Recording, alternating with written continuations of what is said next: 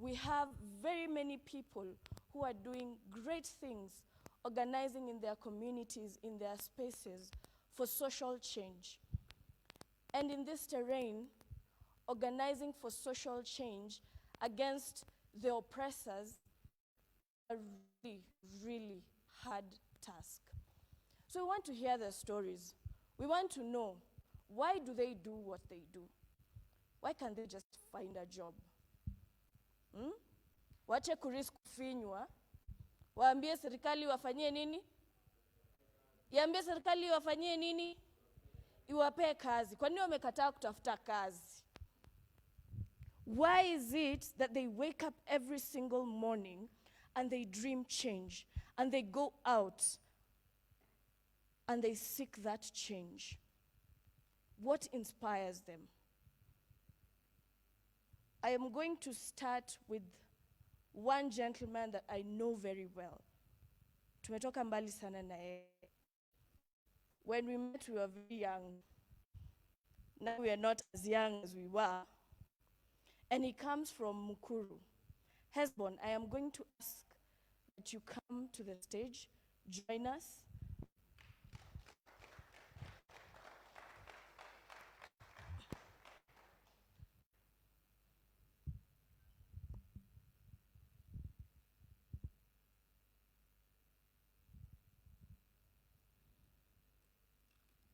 Hesbon is one of the founders of Mukuru Community Justice Centers. He's also an artist, also a very good football player, by the way. You're a man of many talents. And so I want to, first of all, tell mimi nimeambia the crowd who you are from what I know and how I've met you. But who is Hesbon?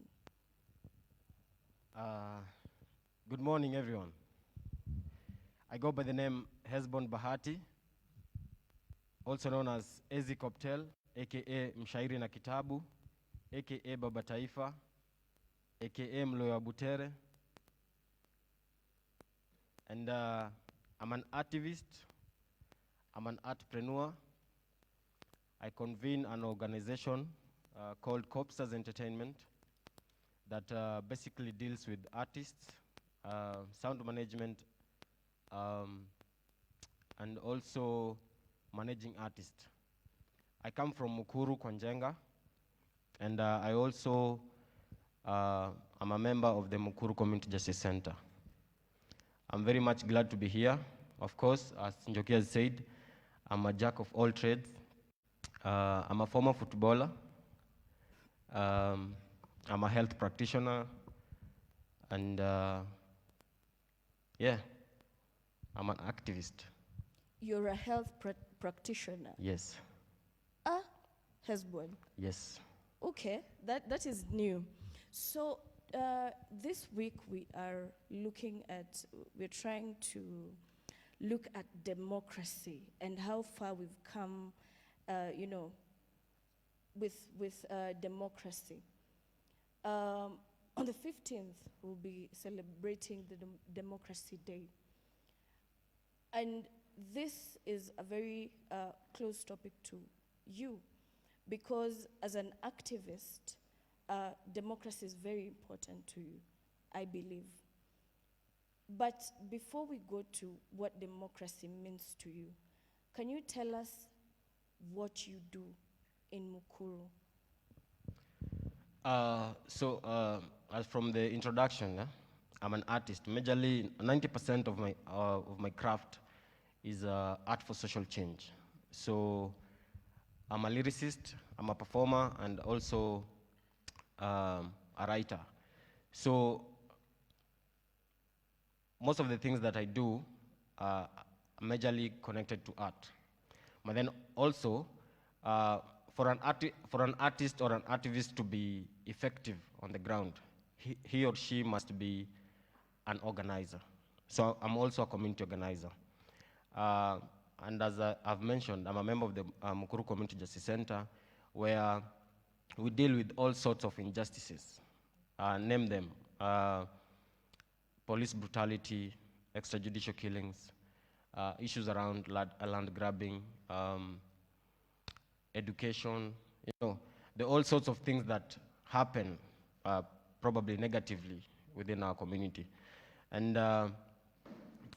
it is very fortunate for me to be sitting here and speaking about myself, because for the longest time, we've known each other when we were still young in terms of activism and trying to understand the role of a citizen and what you're supposed to do within the setup that you are in your community.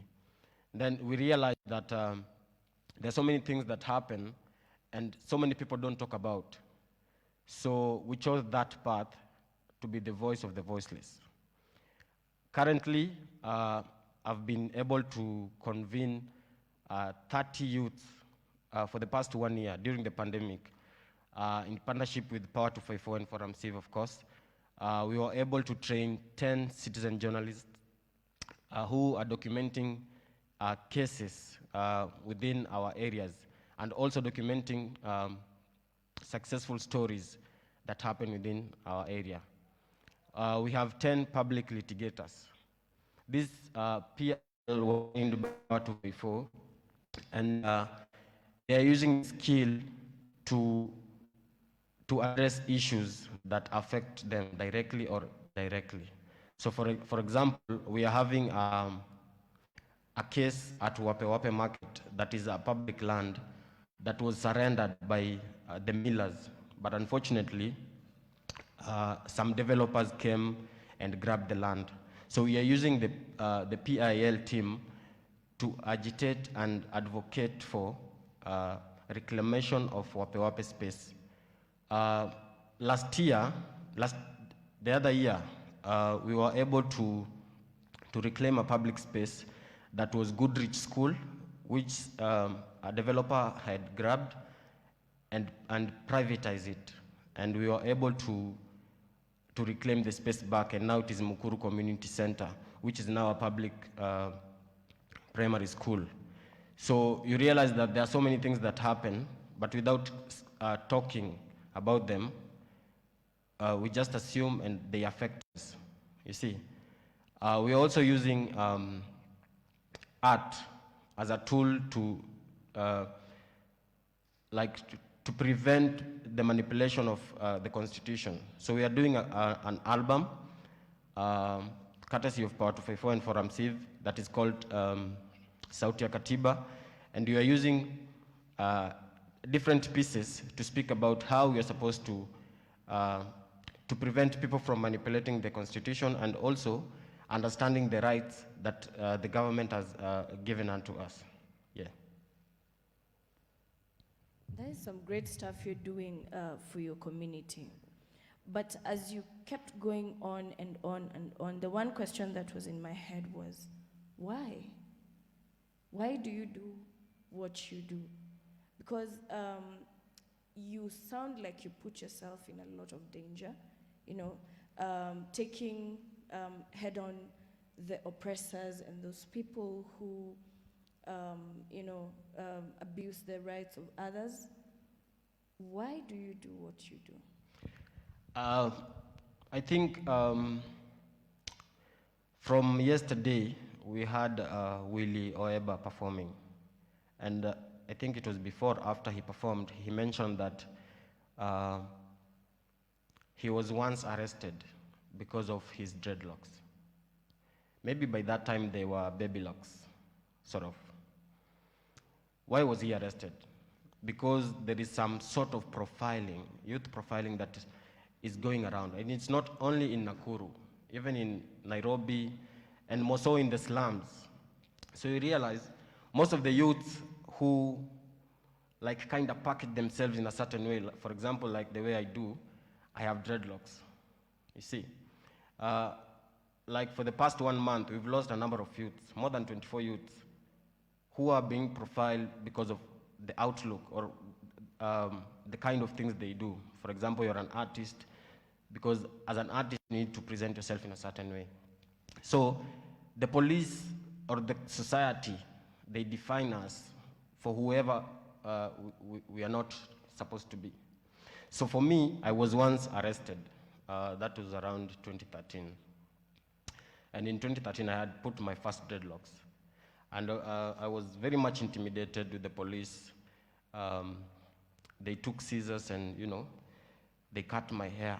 And I was like, my hair is not like related to the crime that apparently I had not committed. It was just, somebody has just said that this guy has done something, you see. So I was forced to cut my dreads off for the first time.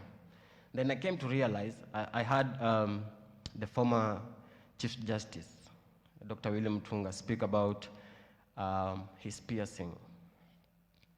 And the way he was articulating that issue during the interview, for him to becoming a Chief Justice, it like triggered something in my mind. I was like, oh. So even my look is like the way I choose to be is the way I'm supposed to be, not because you define the way I'm supposed to be. I mean, so his piercing was like, this cannot be an hindrance for me not being a Chief Justice. Am I going to practice law or am I going to practice my earrings and stuff? So you see, and he mentioned that the way you're dressing, your code of dressing is protected and it is enshrined in the Kenyan Constitution under the Bill of Rights. So I realized that my dress is my choice. So if I want to put dreadlocks, it's my choice. If I want to pierce my ears, my nose, whatever, it's because I choose to be in a certain way. Because we are living in a country where we need to practice our freedom. Our forefathers fought for our freedom. Again, we are now struggling to fight for independence again. So for me, I felt like it was some sort of intimidation and manipulation. So I realized that I had not understood my rights. So then I think that's when we met. Then I started like trying to understand what are these human rights, what are these rights that are being enshrined in the Constitution, and how can I practice them. So then I realized I have more power than the police. So you can see, because I'm a proud protege of Giuliani. So for example, when you look at Giuliani, he resembles the Mau Mau, And I was like, if Giuliani sings Utawala and these other songs and nobody tries to cut his hair off, then why me? So we are on the same level. So that's the thing that pushed me to like start doing this. Then I realized that there are other gaps within the community that we're supposed to be speaking about, yet people don't speak about. So I decided to speak about issues that affect my community. Yeah. Before we go to the community, there is family. And one of the greatest challenges that activists face comes from home. So how was that for you?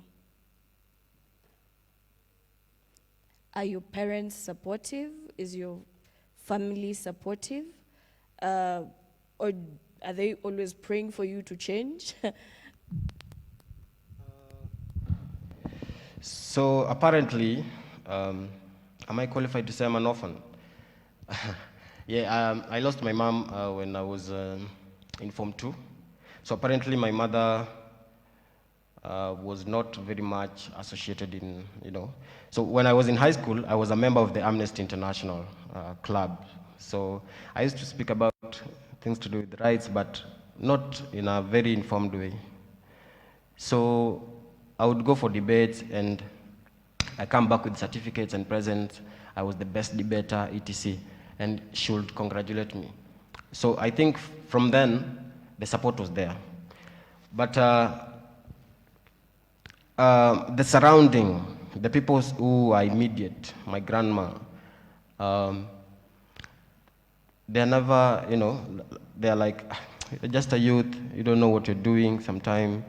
And sometimes they're like, wewe unacheza na serikali. Hatutaki kukupoteza, you understand? Like the sort of threats that appear on the television, the number of deaths of young people. And even sometimes when you go for demos and people are arrested, when they see news, they're like, I hope my son is not there. So there is some sort of fear because maybe they are old age, perhaps, or It's because they fear I might die early or maybe, So there is some sort of fear and should I say some old school thinking or something. It's because they feel I'm supposed to be something better for whatever reason they think, but which I appreciate. But then I also tell them that I'm an adult. I understand what I do. I'm fighting for this country. I'm fighting for the betterment of other people within the community. The reason as to why I'm not practicing medicine, perhaps it's because there are no jobs. We have systems. They are not working. We have people we have given power to work for us. We have delegated our duties to people to show us the way, but they are not doing it. They are doing it for themselves. They are tumbocrats. So for me, I think to some extent and to some reason, I feel like they kind of buy my, my way of thinking and how I do things, because I'm dependent and I do my own things. Yeah. Awesome. Mukuru Kwanjenga is one of the slums that really face injustices in this country. When we talk about decent housing, people from Mukuru Kwanjenga have no idea what we're talking about. When we're talking about access to healthcare, until recently, people from Mukuru still had no access to healthcare. When you talk about poor drainage, yani, the lives of people from Mukuru Kwanjenga are in a very sorry state. They've been stripped of their dignity. What does this make you feel as a resident of Mukuru Kwanjenga? And what is your dream for Mukuru Kwanjenga?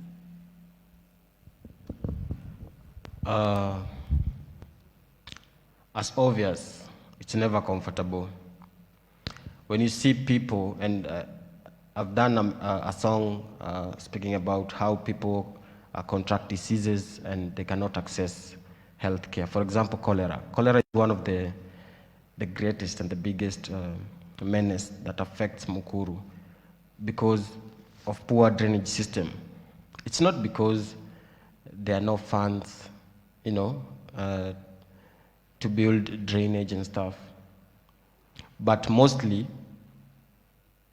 most of the people that we give power, the member of county assembly and the member of parliament, they do things that perhaps pleases them, not what pleases the community or what we discuss during public participation. Because most of the public participation that we attend, majorly they are rubber stamped. We just go there to stamp because things are discussed behind doors. And then when you come to attend the public participation, which apparently public participation is supposed to be happening tomorrow and you get information today at night. So most of the things that happen, they happen either illegally or they are choreographed in a certain way. And that pisses me off, and that's why I'm here. That's why I go to each and every youth, try to educate and liberate them, try to show them this is the right way to go and not this way. The politicians are not supposed to buy us. You see, these are the rights that are enshrined in the Constitution. These are the things that we need to get from this office, not what they are offering. And so we've managed to educate a number of youths who apparently are advocates of different, should I call them services or what? Kind of services. So, for example, if we are talking about issues around health, we have somebody like MC Skuma who addresses issues directly that affect us through health. So if we're having public participation and you want something to change, so he advocates, he organizes, he calls people and train them on what we are supposed to do, the processes and etc. And if by any chance they fail, we have memorandums, we have petitions that we use to try and advocate. We have other people, for example, in terms of police brutality and abuse, police abuse of power, we use, for example, Ture.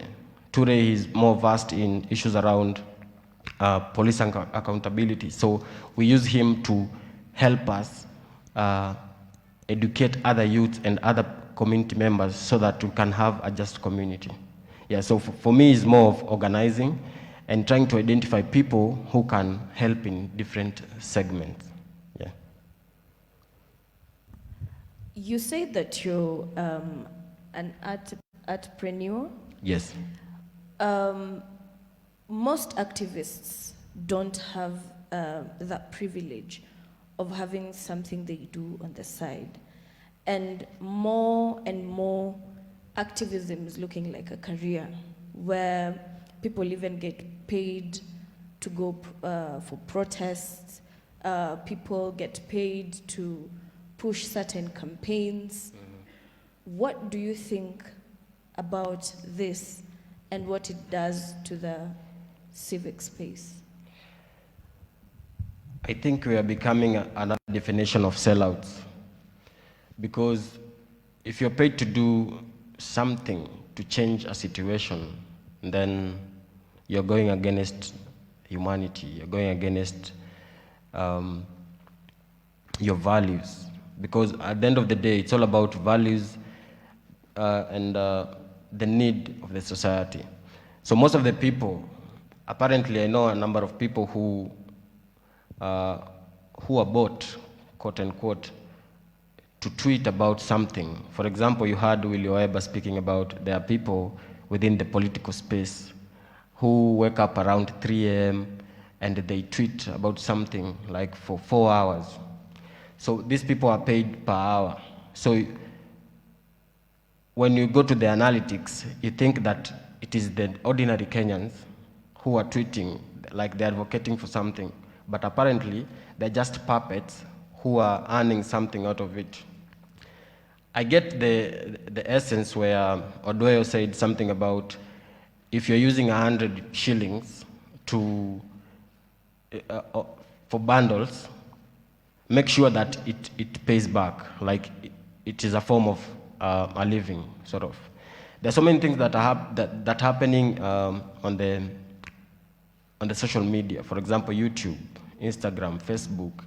There are things that happen where you can earn your money, like justly. You know, you get a decent income from whatever you're doing. But apparently, there are a number of us who have been bought to do these things. For me, I call them illegal. And so most of the time you find that they contravene the kind of message that we try to send out there. So for me, I feel it's time for us to understand the fight that we're fighting. Let's get into a war that we have values that lead us towards winning that fight. Unlike we are in a system where we are fighting, but at the same time, we are using the system to earn a living. The reason as to why most of the youths, after every 5 years, we say we are jobless, we say we are hakuna kazi, hakuna maji, hakuna. It is because we delegate our duties to people. Then those people, they come with 50 bob, 100 bob. After every 5 years, they buy you, then they go away after 5 years. So for you, you just remain there. You're just there, jobless, helpless, and etc. So for you to participate in a political violence, for you to participate in any like illegal behavior, or maybe something that it cannot add value to you and to your society, it's very easy because you are already manipulated. So for me, I feel people should now start understanding how to package themselves, how to use their skills and talents to earn a living. For those who are educated, man, sorry, because the system is not favorable for us. Until we rise up and change the system, we shall always be saying we are jobless, that there's no employment, there's no what. So it's time for us to start taking these spaces. Yes. Hesbon, I want to take you back to the dangers of what you do. I think 2 years ago, you lost someone very close to you, a colleague. And the space was shaken. And you did a very powerful piece in her memory. Do you get afraid sometimes? And what did Carol's death do to you? Well, it's obvious we are human, and we get intimidated at some point. And because we all have dreams, we all have things to achieve at the end of the day. So whenever you see somebody who you're close to dies, not just a normal death, it triggers something to you. Because you can imagine you're doing the same things that she was doing. Then all of a sudden, she's nowhere to be seen. So most of the time, I don't like speaking about the life of Carol because for me, it affected me. I was not very much closely to her, but the way the police handled her case, it was very tormenting, it was very torturing, and I couldn't even imagine I was doing the same thing she was doing. We were working in the same space. We were both activists. We were both talking about police abuse of power. We were talking about extrajudicial killings. Then all of a sudden, silence. So for me, I'm afraid at some point, not just because Carol died, but when you look at the spaces where we invest a lot of time trying to change the narrative.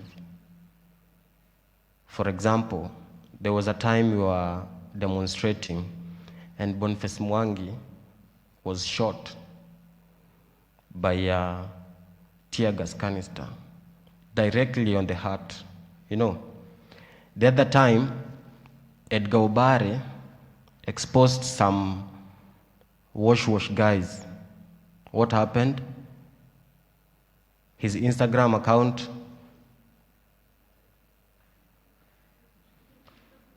what happened to his brother? Exactly. So you see, the things that we do, they have some sort of consequences that we don't foresee per se, and we don't even expect, you know, because we are fighting the system, and the system have got machinery that can, within a minute, man, you're gone. But this takes me back to the colonial time when Mau Mau, the kina Dedan Kimathi,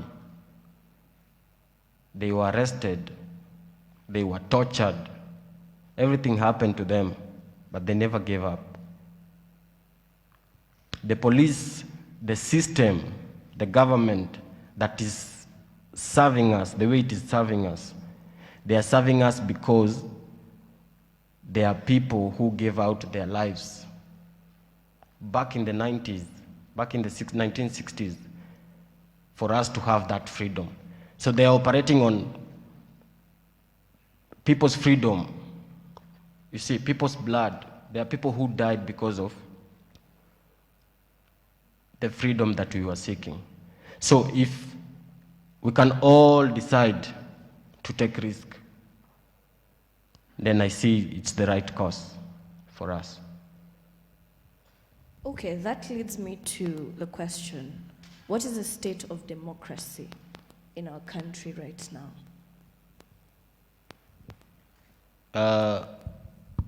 We shall achieve democracy if we are all politically educated. Apparently, we can say we are at somewhere, because when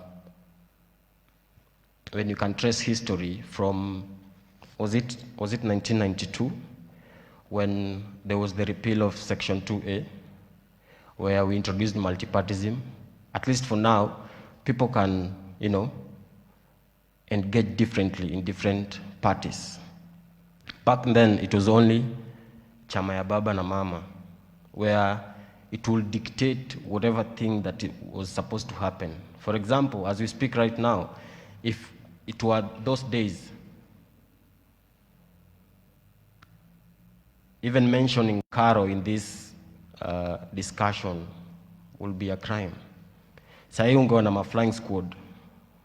You see, like Reke squad, AP, you'll be on the other side of the street. You'll be at Nyayo House right now. But now, we have freedom, at least in as much as the freedom in itself has been infringed, but at least you can speak out. We have the introduction of freedom of media, which social media is playing a very big part. In as much as they are cancelling or taking away people's accounts, like Edgar Obare, but imagine the whole society is getting informed because we have social media. So in a nutshell, we have a very larger margin that democracy is playing a very big part. Even when you speak about elections, people wake up very early, they go and vote, in as much as kura zetu huwa count. So we vote, then they computerize the results. So, but at least we have a system, understand? Then, in relation to election, there was this guy, the IEBC BOG was here, Mike. I wanted to ask him about Musando. But to a larger extent, I felt like it will be more personal, so I just left it. But then, because he was speaking about something to do, I'm not an IT person. So we had an IT person who was Musando, sindio? We had Musando who had come with a system that when you vote, you can use your fingerprint, like to configure results, or you can use fingerprints to vote, for example. But they did away with him. It is known. I don't want to ask for his justice, because even if we start asking for his justice, you can never get it. So we just leave it as it is. So for me, democracy iko kwa mlima. Yeah, we are just on a mountain. We are trying to climb. Then we have some, holes and gullies, erosions, and whatever. But I think we are going somewhere. Yeah, because for us to have, even congregated here, it means we have freedom of expression. We have things to do.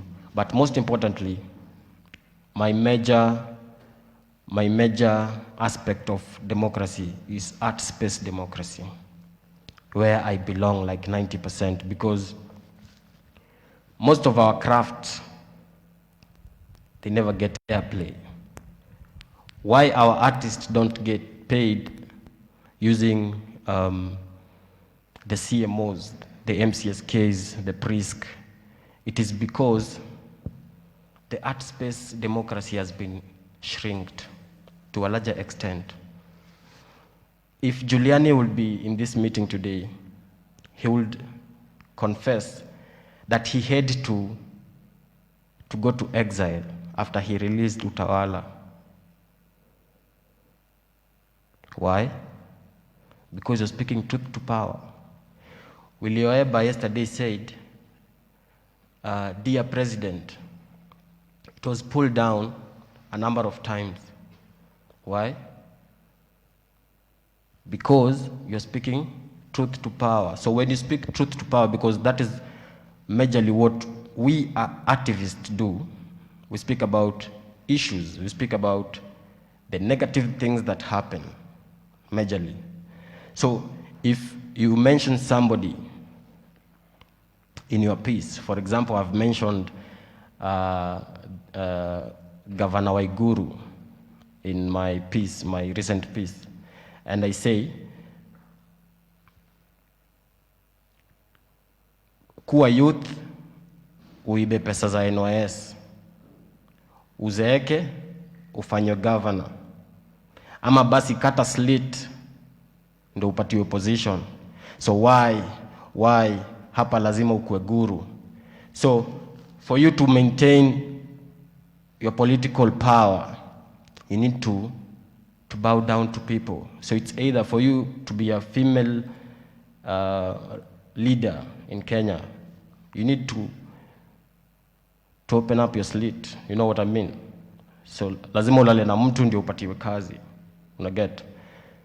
Lazima ukuwe corrupt ndio upatiwe kazi. You see? So when you mention such words in your song, unakujiwa, gun blazing, everybody is here. You see? So for me, I feel, and when I speak about entrepreneurship, you realize that, for example, YouTube pays. So if Willie Oeba's song, Dear President, had 1 million views, he will be paid for that. He has got watch time and subscribers and whatever. He'll get paid. But what happens if his song is pulled down? Yeah, so art space democracy has been shrinked in a way that we cannot fully express ourselves. We cannot perform in different, like in other spaces. Because when you look around, most of the people who perform, including Leoeba, Giuliani, Mufasa, Kina Javan, and whoever, most of the times when we perform, we don't get airplay. Have you ever seen Giuliani on 10/10? Why? It is because the media has been commercialized. The people owning the medias, they cannot give us space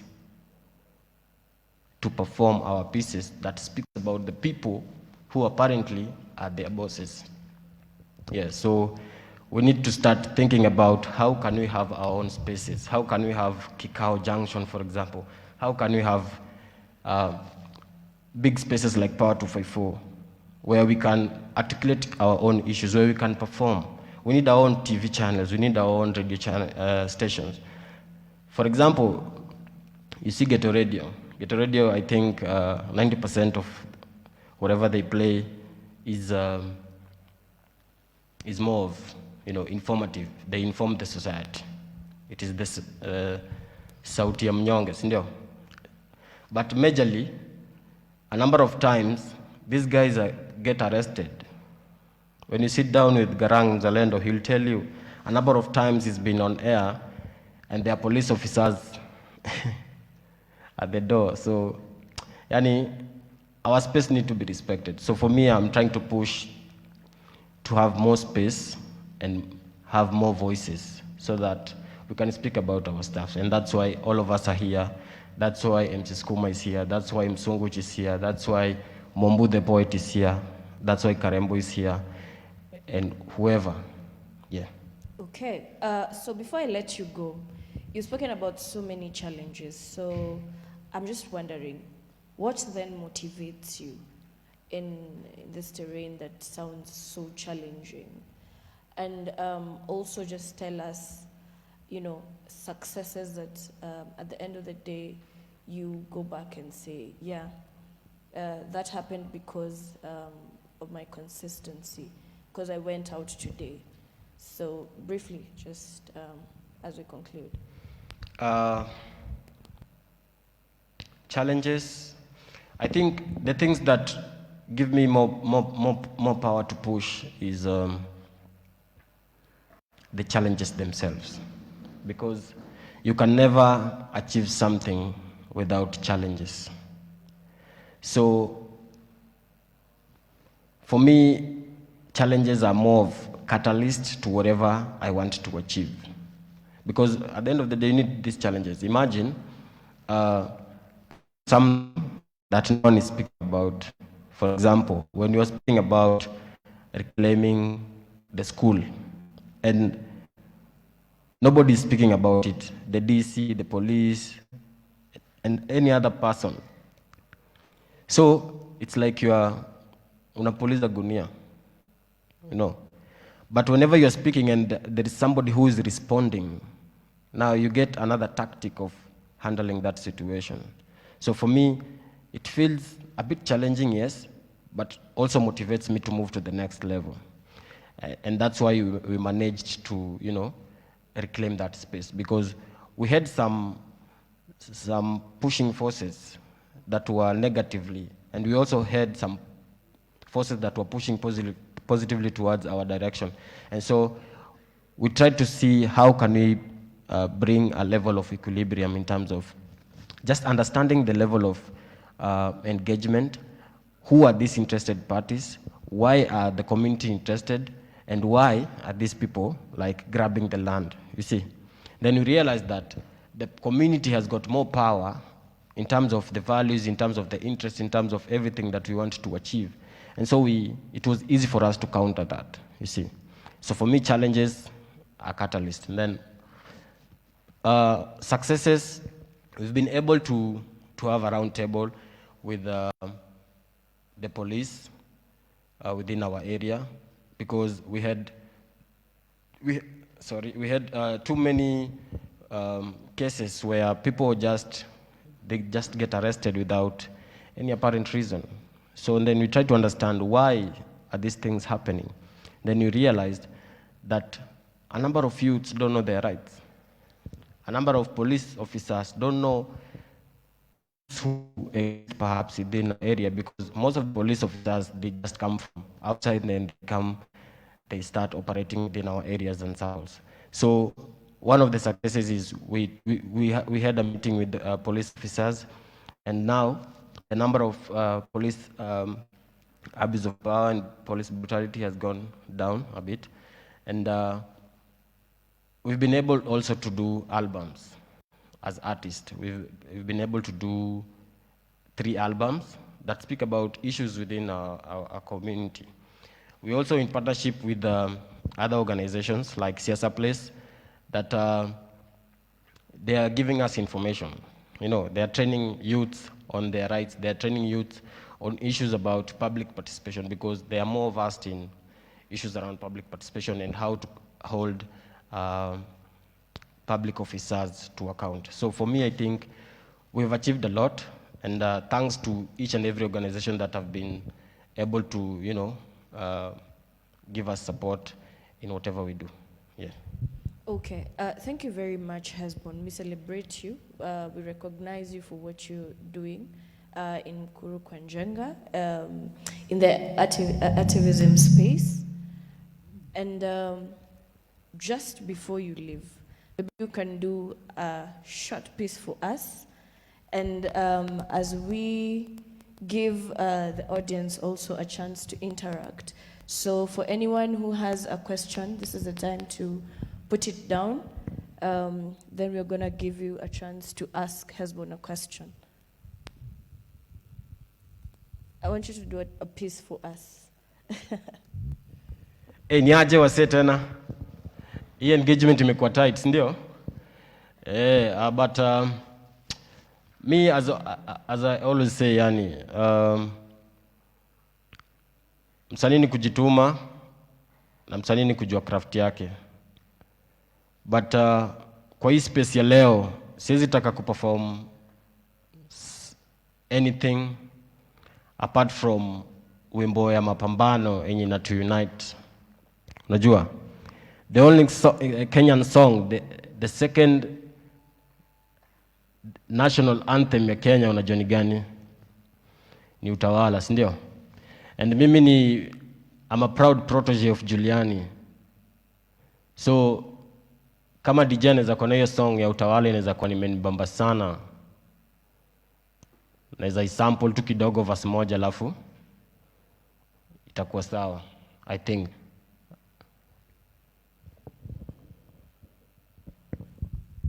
Okay, sijui kama DJ ako na hiyo ngoma. But from the audience, do we have anyone who has a question for Hesbon? From the stories that we've heard, I mean, from the way he spoke, you could tell that he does this from a place of passion, that every day anaamka na hakuna mse anamtuma, ni yeye anajituma. So, you know, the encouragement that we've got. Does anyone of us have a question for Hesbon before he leaves? Yes. I see Mwekali here. Someone please hand her the microphone.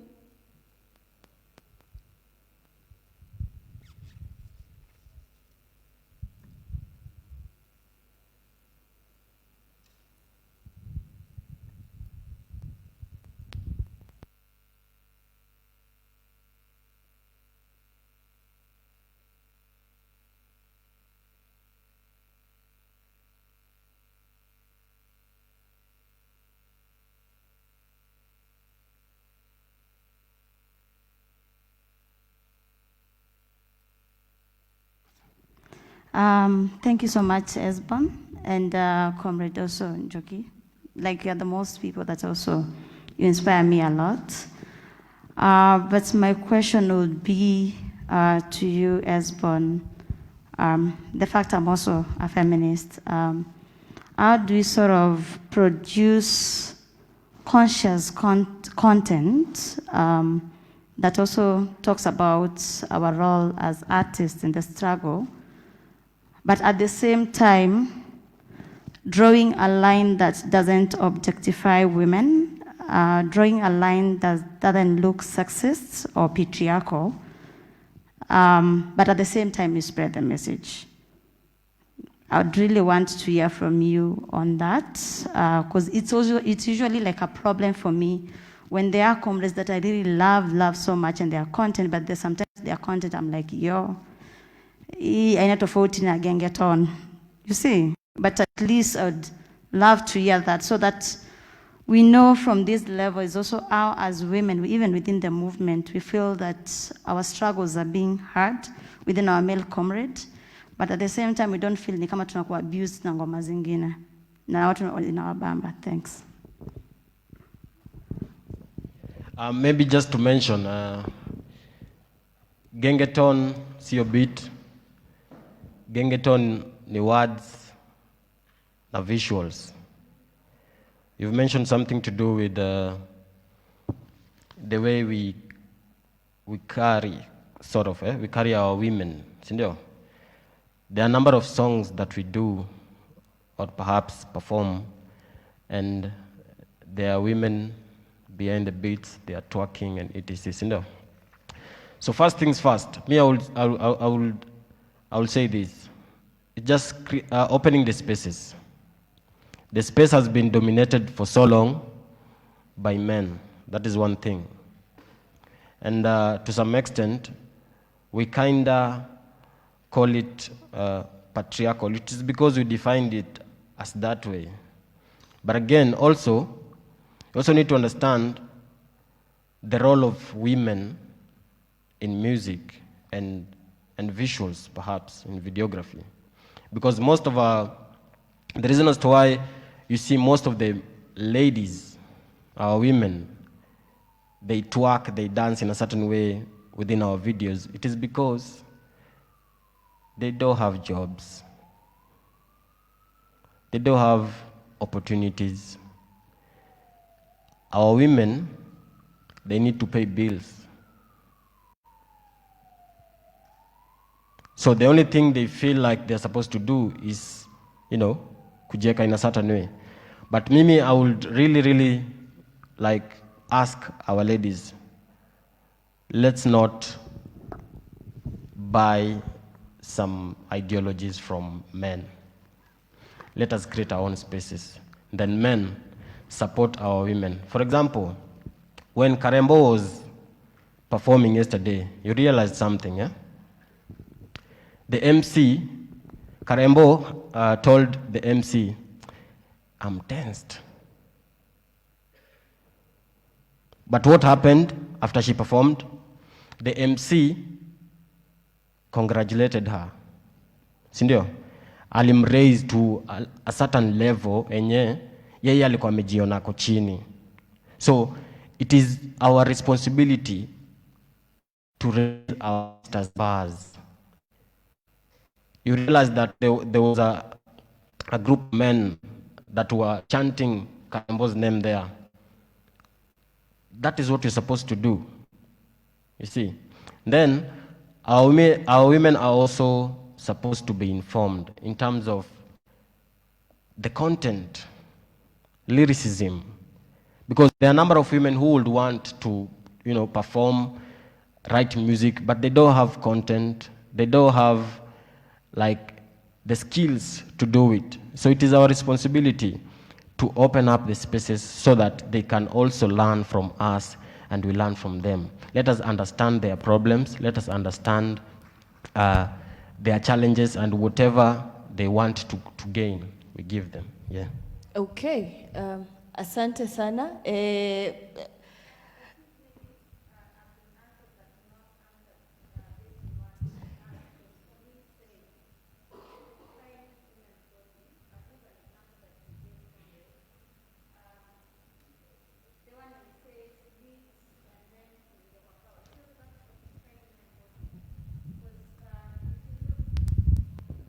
I don't know. Okay.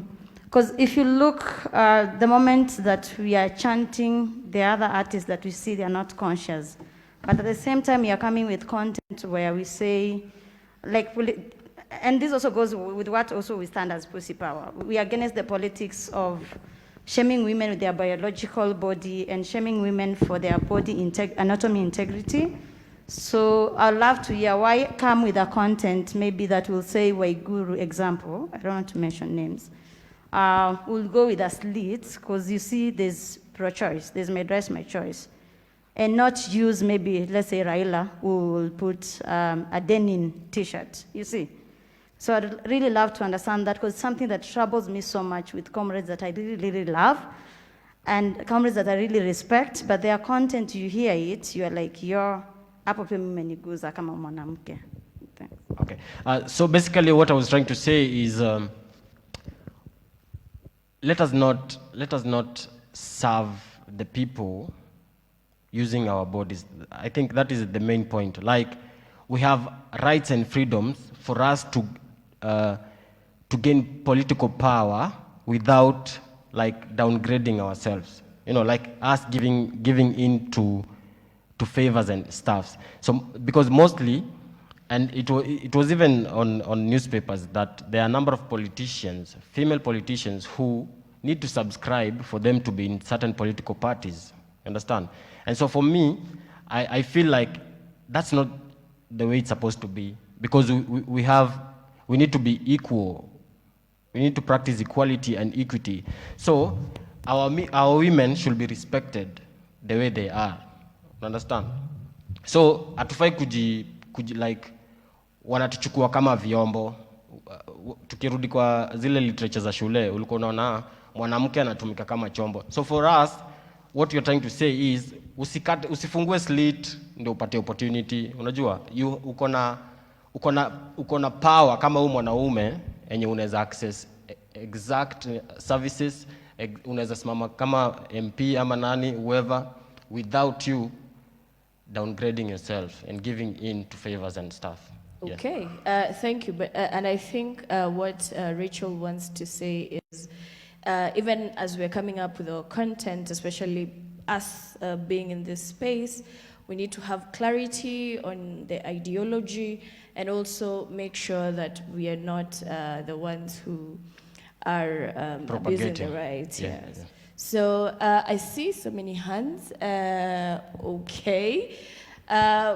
Please, I would ask that we are very, very brief because we are really, the time is far gone. So don't make it very long, make it very brief. And we're gonna take, let me see the hands again.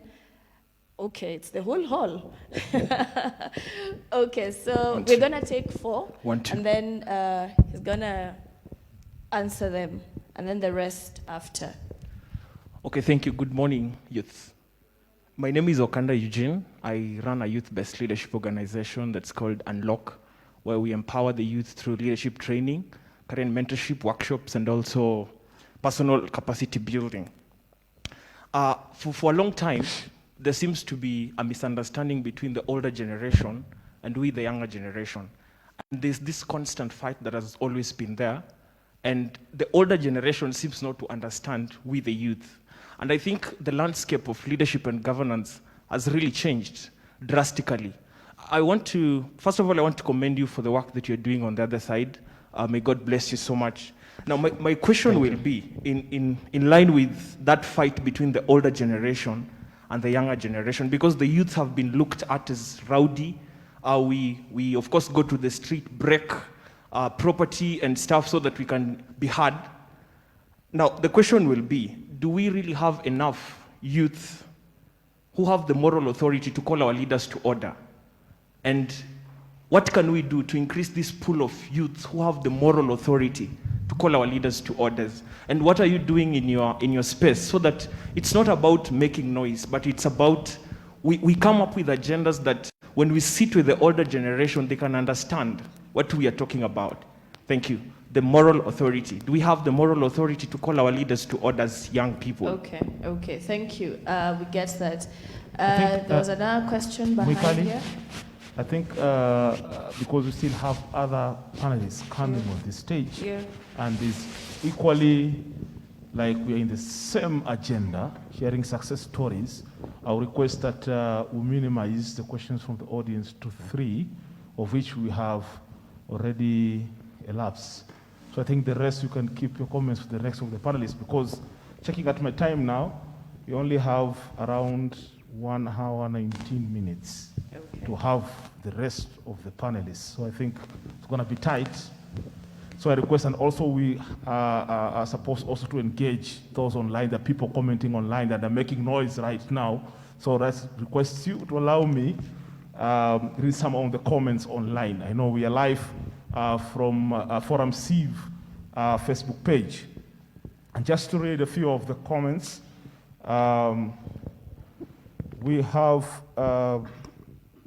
Edwin Koga saying youth should be sensitized on the importance of attending public participation to exercise their voice towards development at the community level. I think this is very important. Thank you so much, Edwin Koga. Sharon Odera says youth in much are viewed as goons by the big men. It is time we refuse getting into their pockets. Hashtag defending democracy. They're calling us goons, and when they come during the electioneering period, we take peanuts and cheer. We put on their t-shirts. We should say no to this. Thank you, Sharon. We have Onyango Makoseo saying, how do you go about this profiling? Because you realize that most of the youth are afraid to come out, because the moment we come out and talk about a vice that is touching on government or people with money, we are either hecklers, thugs, or even goons. Most of us are taken for granted. Hashtag defending democracy. I think this is very powerful. And then we have, Njeri K. Wamwangi. There are ministries for youth and arts and culture, but they are not in the youth, art, and culture spaces. They are not in these conversations. So, where are they? And who are they serving? How do we draw them in? Or they draw us in? That's a question she's asking. Where is the meeting point? Why do we always seem like we are at war with them and they are with us? Very interesting question. I think this is something that we can engage as you're winding up with these panelists here. And then we have Duncan David Onyango again saying, public participation is conducted to conform with the law, but citizens are not being actively engaged in the process. So it's more of rubber stamping. We are there to participate, but our issues are not taken in. Onyango Makosewe, I also had dreadlocks, but how you are being addressed in the government offices, sometimes you ask yourself if this is a country or you are a refugee. I think these are some of the victims we have online. I'll go again. The rest are saying following. Thank you so much, Masi Odondo. Thank you so much, Pichalando. Thank you so much, Apesi. Thank you, Asante Sana. Everyone is a work of art. Thank you, Apesi. Apesi saying big up Willis and Songora. Okay, I think these were initial comments. So those are a few of the comments. Keep on posting your comments. We have a hashtag defending democracy. We have Twitter also. You can follow the conversation. So back to you, Mikali, as you end up. Thank you very much. And it's really encouraging to get that feedback because, and this is why it's important to have these stories told, because it is only when he tells his story that we relate and we start also giving our stories. So Hesbon, 30 seconds. What is your message as you depart? We are forming our own systems. We are tired of following the current system. So we have the social movement. If you want to be part and parcel of the social movement, in each of our area codes, for example, Mukuru, Dandora, Kayole, Kasarani, we have social justice centers. So if you want to be part and parcel of this initiative, kindly join the system. So maybe if you allow me, I'll do the verse, then I'll appreciate for being here. All right, you can do the verse as we prepare to get our next panelist online. Thank you very much, and we celebrate you. Shukran. Asante. All right, makofi tafadhali, ladies and gentlemen, makofi. An amazing conversation. How many of us agree it's an amazing conversation? Please raise up your hand.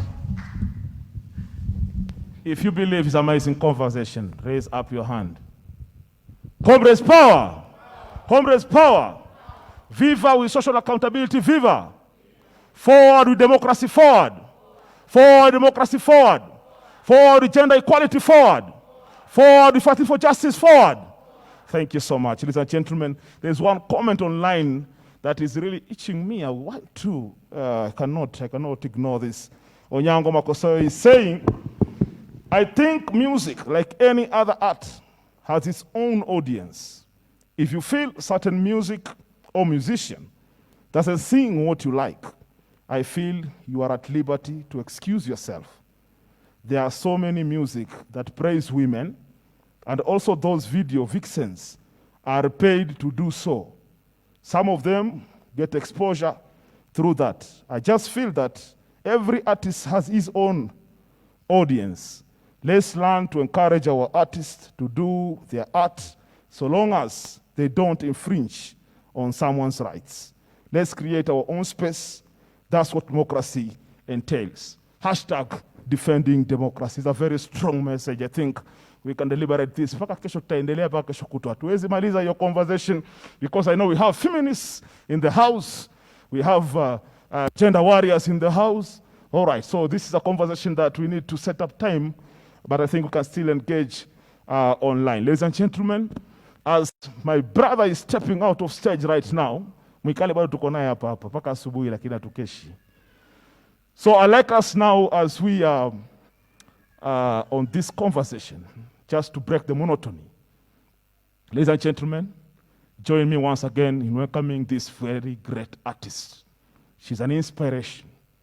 And because she's already mentioned here, ladies and gentlemen, put your hands together for Karembo.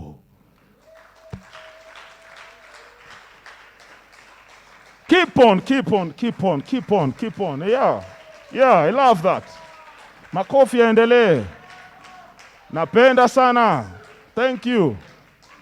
Karembo. Karembo on stage with a very strong piece. Keep on clapping, ladies and gentlemen. Keep on clapping. Asante sana. Just to remind us, we are Democracy Week.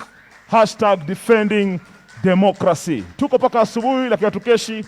courtesy of Forum Civ. Of course, asante sana. Karembo.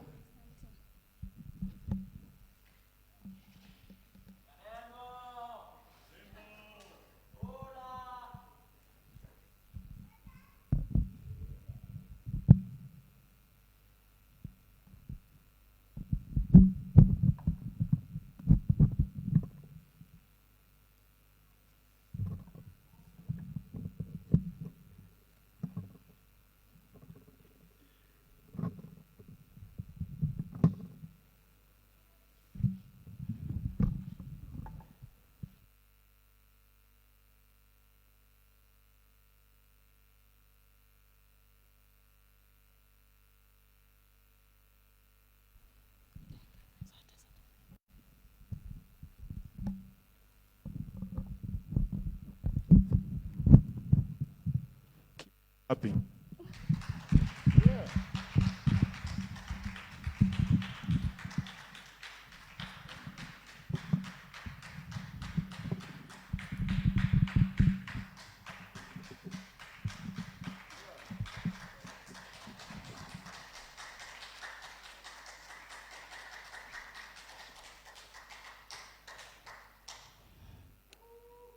So siko hapa kuwatetesha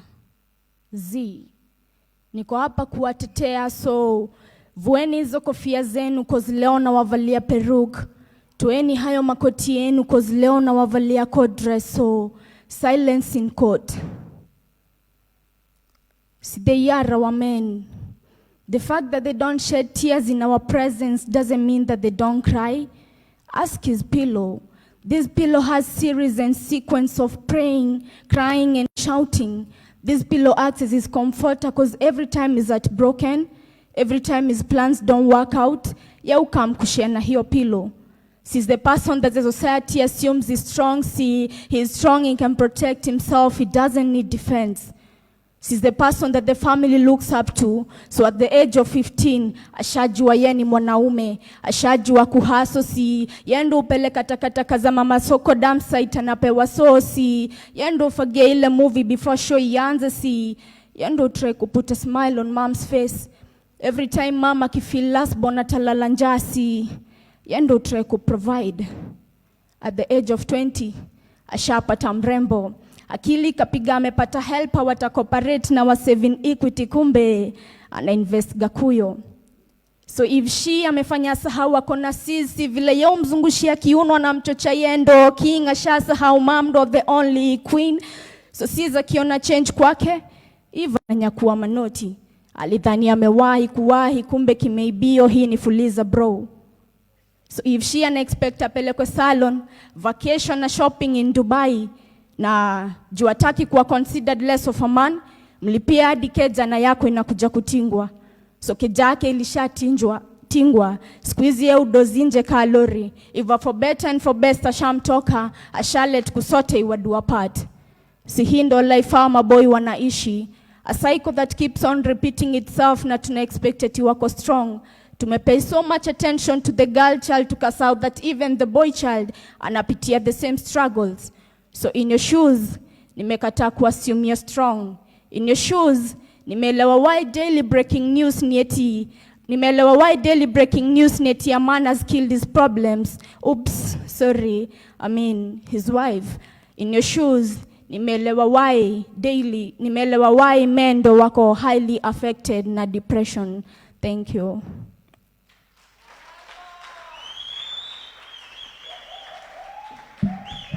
Ladies and gentlemen, keep chanting. The strength of a woman. Comrades power! Comrades power! Comrades power! Alafu kuna wale wanaume that keep on taking advantage of innocent ladies. Tunataka tuwakemee. Sema shetani ashindwe. Shetani ashindwe. Kemea pepo mchafu ashindwe. Yes, you must be civilized. We are here to empower women practically, to ensure they move and achieve whatever they have. All right, ladies and gentlemen, I hereby now have to leave this stage. And Mwikali, keep on doing the amazing work you're doing. Kwaherini. Shawatu, it is not Mekali, it is Njoki Gashanja. Unatupanisha watu sana. That was a very powerful piece by Karembo. Asante sana, and it is a powerful way to invite our next guest on stage, Susan Silantoi. We all know her. We've seen her on our screens very powerfully when she was aspiring to be the senator of Nairobi. She's also an expert in policy matters, youth governance, and is she around? I have not. Susan? Susan Silantoi? She was around. I see her. Yeah, I had seen her earlier, so I thought session ilimbamba sana mpaka akaishia. But she's still around. As we wait for her to come chini, we are still having the conversation online. Hashtag defending democracy. As we are having these conversations here, we can continue having the conversations online, engage. I see a lot of people engaging, and it is really, really powerful. I also see Patricia just got in.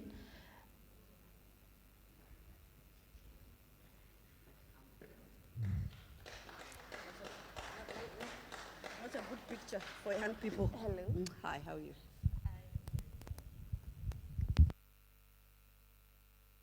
Okay,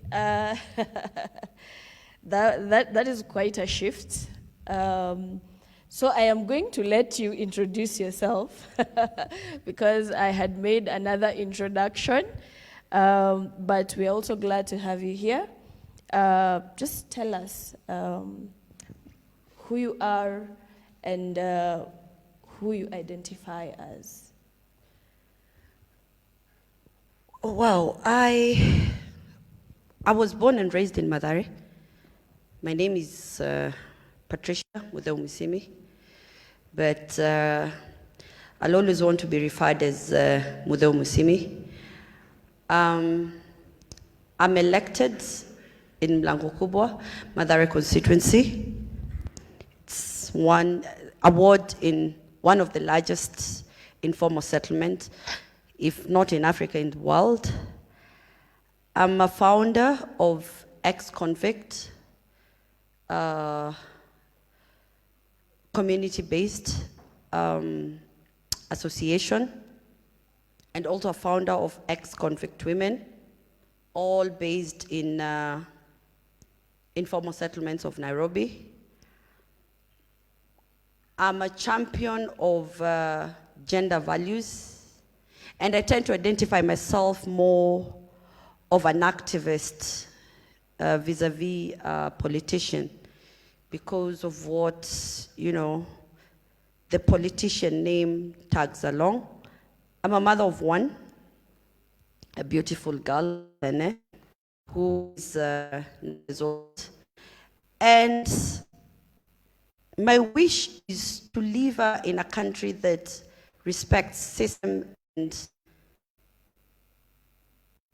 embraces change and direction in terms of what to implement and what we have in store for young people. Oh, I forgot to say I'm also used to be a professional soccer player. I was the first female CEO of a football club, East and Central Africa. And I do lots of mentorship to young women and young men. So young people are very dear to me, and I'm really glad to be here. And I must apologize for coming late. It's not like I disregard this sitting, but it was because of an unavoidable circumstances. So I'm really excited and happy to be here.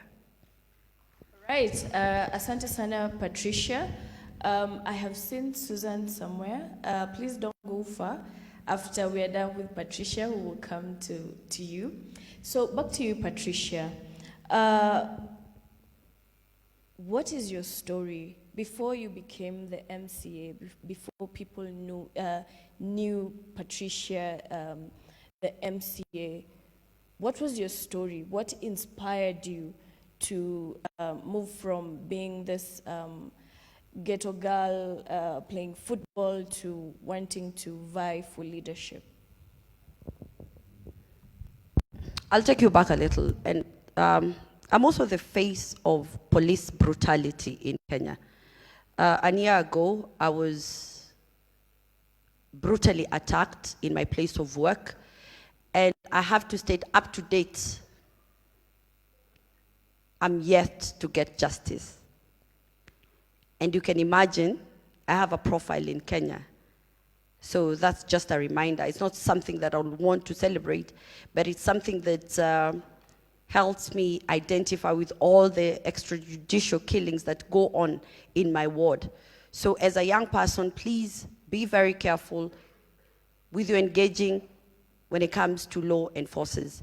Now, what inspired me to get into politics? Like I said previously, I founded an organization that was supposed to integrate ex-convicts back into the society.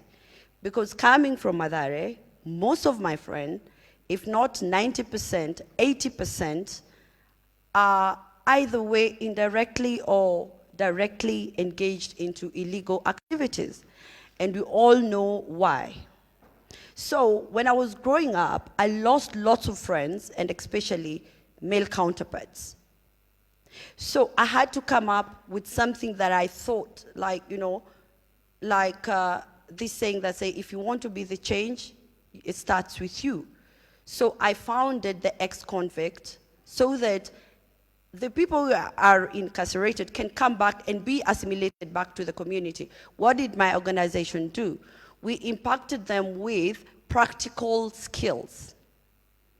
I made sure we had a platform where we can dialogue, both religious leaders, parents, and the culprits, to come up with a way forward, okay, and a good word so that they can be able to be accepted back into the community, and it becomes easy for them to look for jobs.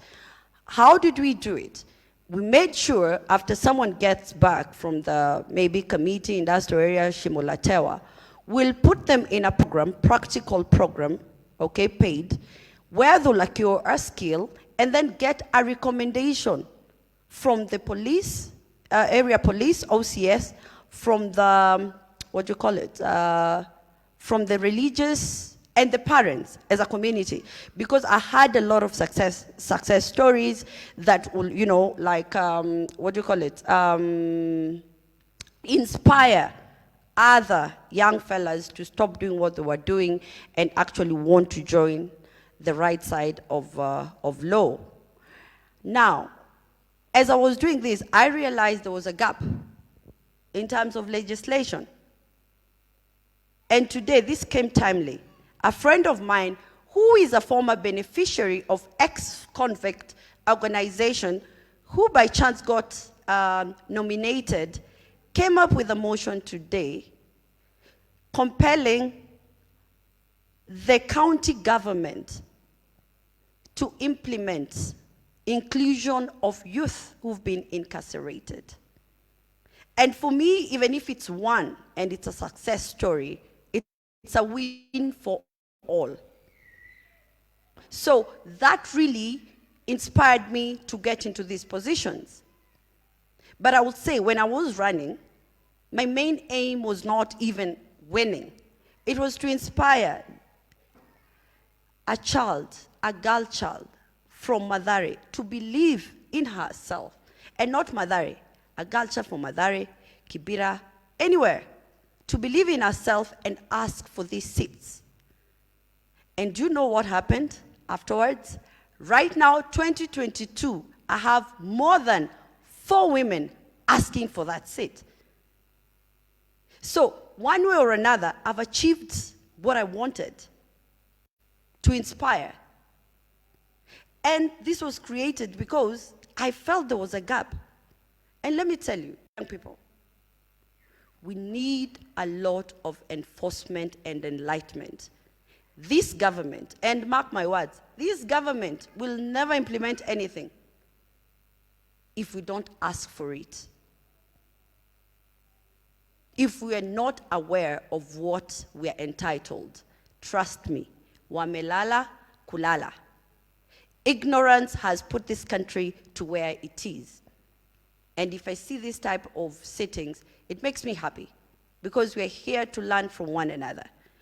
So big up. I would like to thank whoever organized this to keep on doing this and actually devolve it into ghettos, and call me, I will be there to share my story. Patricia, you say you grew up in Mathare, and you just mentioned that you're a victim of police brutality. We all remember, you were clobbered while the whole nation was watching. And knowing Mathare is a hotbed for police brutality and all the state violence that we talk about, and you being a leader and experiencing that, does that mean that we're not yet where we want to be? Does that mean that from the little girl that you were in Mathare, experiencing all those things that you were experiencing, to now you being a leader, not much has changed? And what can we do to change that situation? What can we do? Become more proactive. Become more aware. It will be hard for me to protest that I never got justice, but it will make a difference if we had all of us identify with that. So what needs to be changed? We need to stop shifting blames. I'll tell you, 90% of politicians, once you elect them, their dynamics change. Why? Because you're getting into dirty water. You're getting to a place that people don't have like minds. You become frustrated. I'll tell you a story. Just before Corona happened, I had a motion that I was compelling the county not to pay insurance money to AAR because it's your taxes. I was compelling them to invest that money directly to the level 4 hospitals we have. Because as a house, we cannot compete. Like, you can't leave your house and go to a private investor or whatever, private house, and start investing there. What happened? They shot the motion down. And I come from a ward that healthcare it's a serious issue. So imagine what 1.5 would have done into our level 4 hospitals. How many are they? Mama Lucy, Mutuini, Pumwani, and Mbagadi. It's very hard for me to push an agenda when I'm alone. It makes a whole difference if I have 1,000 people behind me. Great leaders are made from great followers. But squeezy, kila mtu, there is this connotation, sijui kuomoka. Lots of people, I will tell you, most of youths, they want to get into this position because kwa akili yao, they have this kuomoka. My friend, that house is something different. But if we have people who are like-minded, trust me, we can change this country. But if you expect one person, I'm this one person who represents 40,000 people from Lango Kubwa. And then I have another 122 who are not even aware why they got elected. Can you imagine how frustrating it is? But you know what? I choose not to complain. I'll try to make my little change, hoping that in future, because right now we have a population that is literate and, you know, can actually articulate their issues in a manner that everyone will understand. I'll still keep on pushing, but if we really want to experience real change, please, young people, it has to start with us. Let's stand for something. Because right now, economy is just on another level. It will affect all of us. Sinukweli. Sinukweli. So we have to stand up and say, hapana, tunataka hii. Why are we not doing this? If you have a motion that needs to be passed, you don't have to wait. Call me. Tell me you're my mouthpiece. I think if we do X, Y, Z, A, B, C, D, okay, we will achieve, because bills are made by us, motions are pushed by us. So we need to get that information from you people. And that's why the sitting, again, it's very important to me. Patricia, this week we're interrogating the milestones and the progress that we've made in terms of democracy.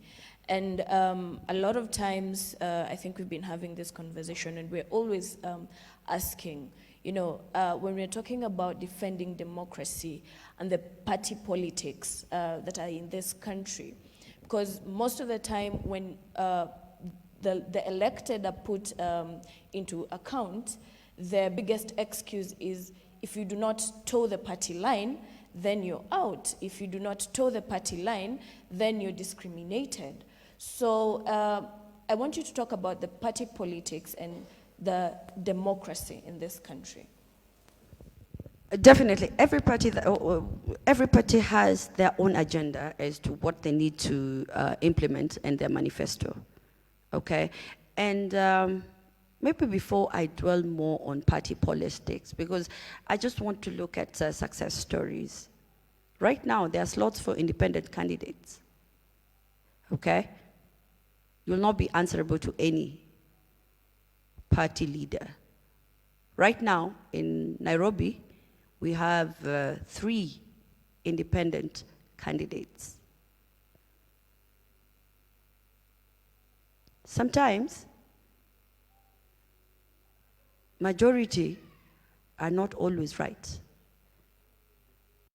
So let me give you this hope.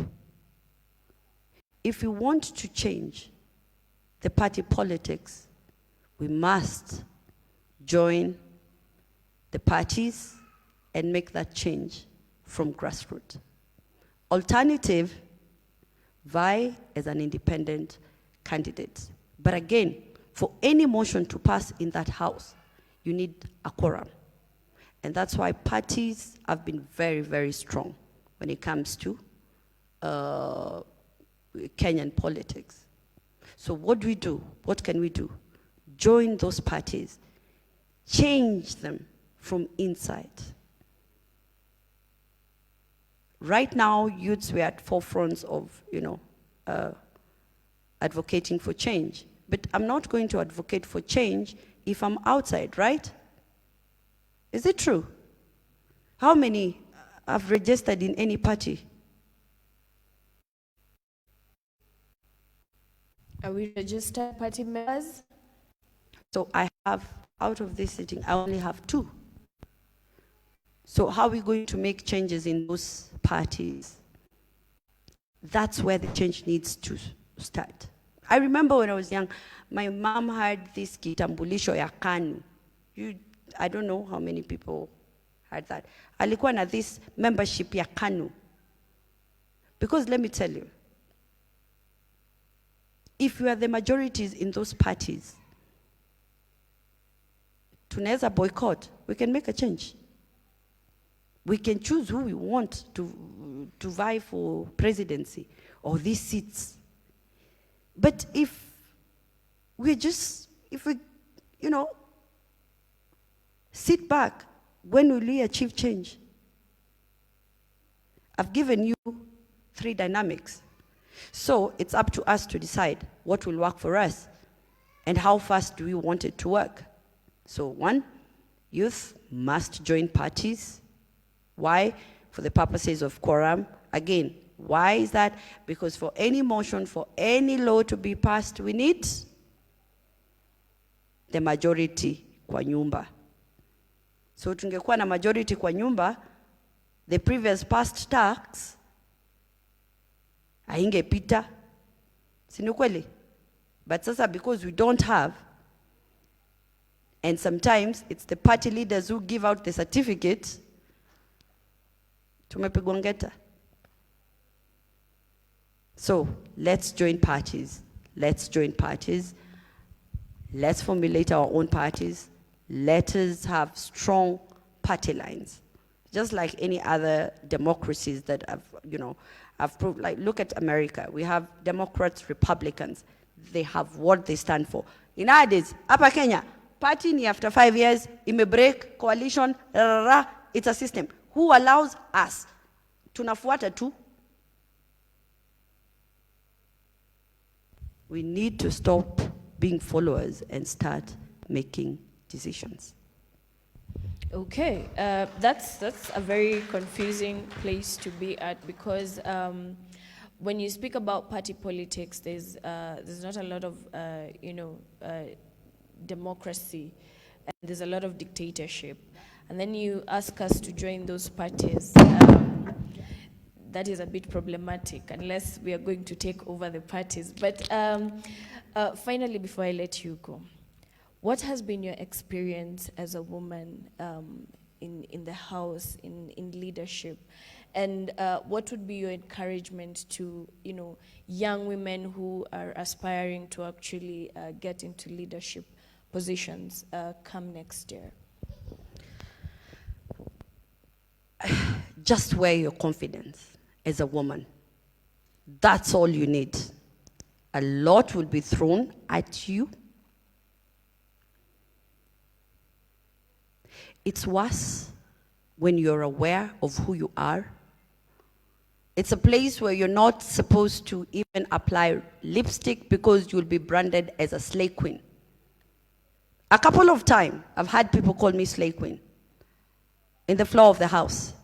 They've demeaned leadership and made leadership masculine.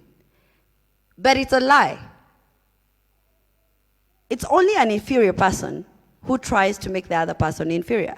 Women, we can. But I have to tell you, it's not easy. And not politics. It's not easy being a woman and you're in a position of leadership. You must grow thick skin. A lot of shit will be thrown at you. Oh, the way she walks.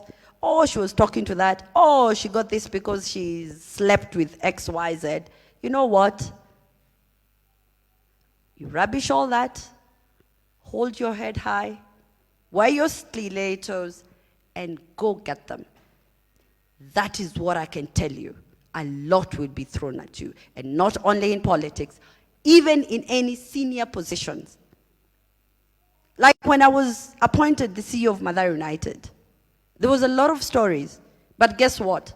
I made a big change in sports sponsorship in Kenya because that was the only time a Kenyan team got sponsorship of over 25 million. And that was a first in Kenya. From then, all the football club, all the sponsors have followed suit. Before, they used to do 5 million. So I rubbished the slay queen, the pussy power kind of narrative that is directed to women to just make them feel bad about it. Like I said, wear your stilettos, get your red lipstick, wear your wig, your weave, whatever. Go get them. You can. Because the moment you don't play that, these men will crush you. Men feel entitled when it comes to positions, when it comes to promotions, and even right now, I'm seeing them. Despise voting out the 2/3 gender rule. Look at all these coalitions. They're all male-oriented. Does it mean we don't have brains? Thank you. So go get them. Yes, you can. All right, powerful assertions, and I don't think there's anything more that we can add there. So najua mnapenda kuna politicians sana, mnakuanga na maswali mingi. So I am actually going to let you now interact with Patricia, but we're going to make our questions very brief because we're also, trying to keep time. So I want to see how many people have questions for Patricia, so that the microphone can go round. There's one there, there's one here. Okay, can we take those two questions?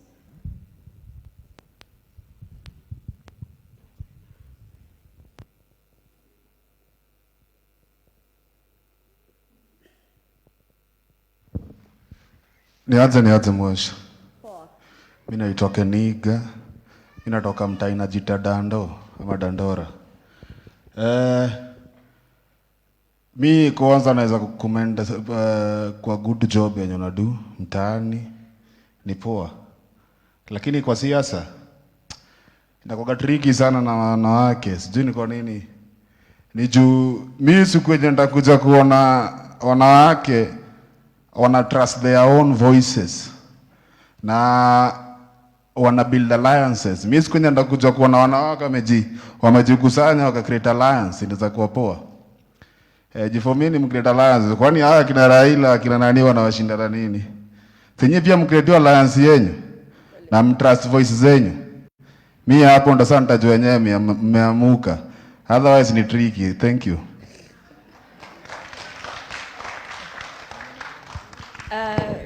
Yes, there's another one behind there.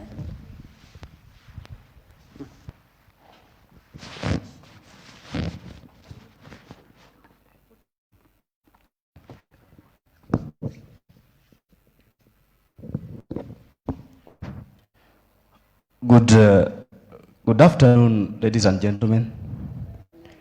I'm Dixon, the initiator Link Community CBO, but it works around my biological domicile where I was born, not within Nairobi. So just to go straight to the point, I have like 3 questions, very briefly, madam, if you allow me. Number one, owing to the fact that you are a youth, you are a young woman, and when you are getting into this political game, that is politics, what challenges did you face as one, a youth, 2, a woman? What was the notion of the community towards your aspirations then, before you were elected? Number 2, now that you are in an elective position, you have all the power, you're not nominated. What have you done within your space of leadership to ensure that the challenges you noticed before you were elected as a woman or a youth are addressed through you in your leadership space? Then number 3 is a comment. Our main challenge as youths and women is one. We are our own enemies. We will be looking for our enemies anywhere, but you realize you go around left, right, and center, you find you are your own enemy. Until such a time or such a day that youths will start uniting to one common goal, women will start uniting for one common goal, we will be having the most better positions in our community because we are the majority. Thank you. Okay, thank you. As you answer that, I will ask the MC to also just go through the online questions. As she finishes, see if we have questions online. I think I would like to correct that notion of women are our own enemy. That was a narrative that was created long time ago by men who are chauvinist and didn't want to see their girl child in places. That's why women were never taken to school. They were exchanged with cows. Why? They kept them illiterate. We are not. That's why I'm in that position. I was elected by both women and men for representation. So, any young woman here, hiyo ni narrative ya kitambo, sawa? Siku hizi tunapendana. Na siku hizi tunasapotiana. Si ni ukweli? Hata sisi tumekuwa comrade. I've gotten lots of support from women. So let's change that narrative. It's not true. And this should go to any young woman. Kwa village, kwa shule, we are not. In fact, men are worse. Wanaonaga unainukia pale, wanakata miguu. We are not. We are maternal. We are mothers. We nurture. And that's why we've been, a bit liberal and soft when it comes to this position. If you know it's going to bring problem, you just let them be. But you're not stupid. It's because we allow. That is our nature. So let us not be lied. There is no way to tutawaza and then to become our own enemies. That is one. Two, as a woman, like I told you, you have to go there and get them. Right now, I'm the chair of Ward Development Fund, elected among men and seniors who've been there. I just had to be present and believe in what I have. Like I said, it's just the confidence that you need. What have I done to women in my ward? I've created a platform for mentorship. And that's why today I would say there's so many women who are going to run for 2022 race inspired by Mudheo, mentored by Mudheo. So even if it's going to be one, at least we've started somewhere. Tuko sawa hapo? Ama hapa kuna mwanamke tena anipendi? So, hii story ya kusema ati sisi ni enemies wa wengine. Ebu gojeni. Cheki kwa hii platform, hii podium. Mnaona inaweza ama iwezi? Hapa kuna chali. So it's possible.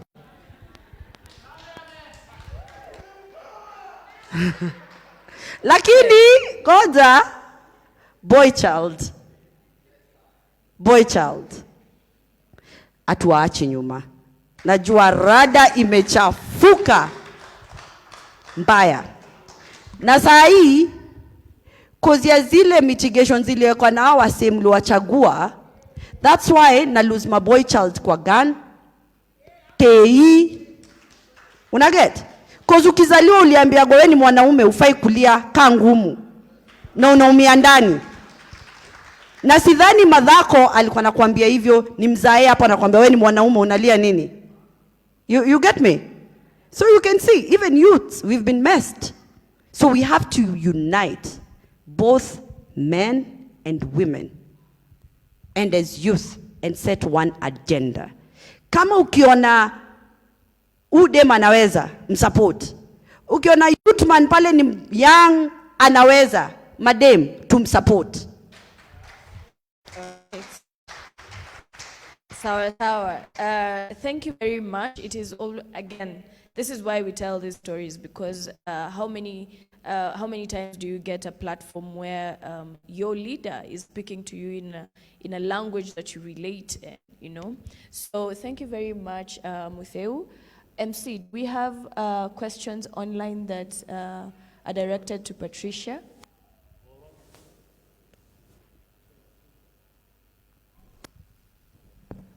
All right, thank you. A round of applause, ladies and gentlemen. Makofi tafadhali.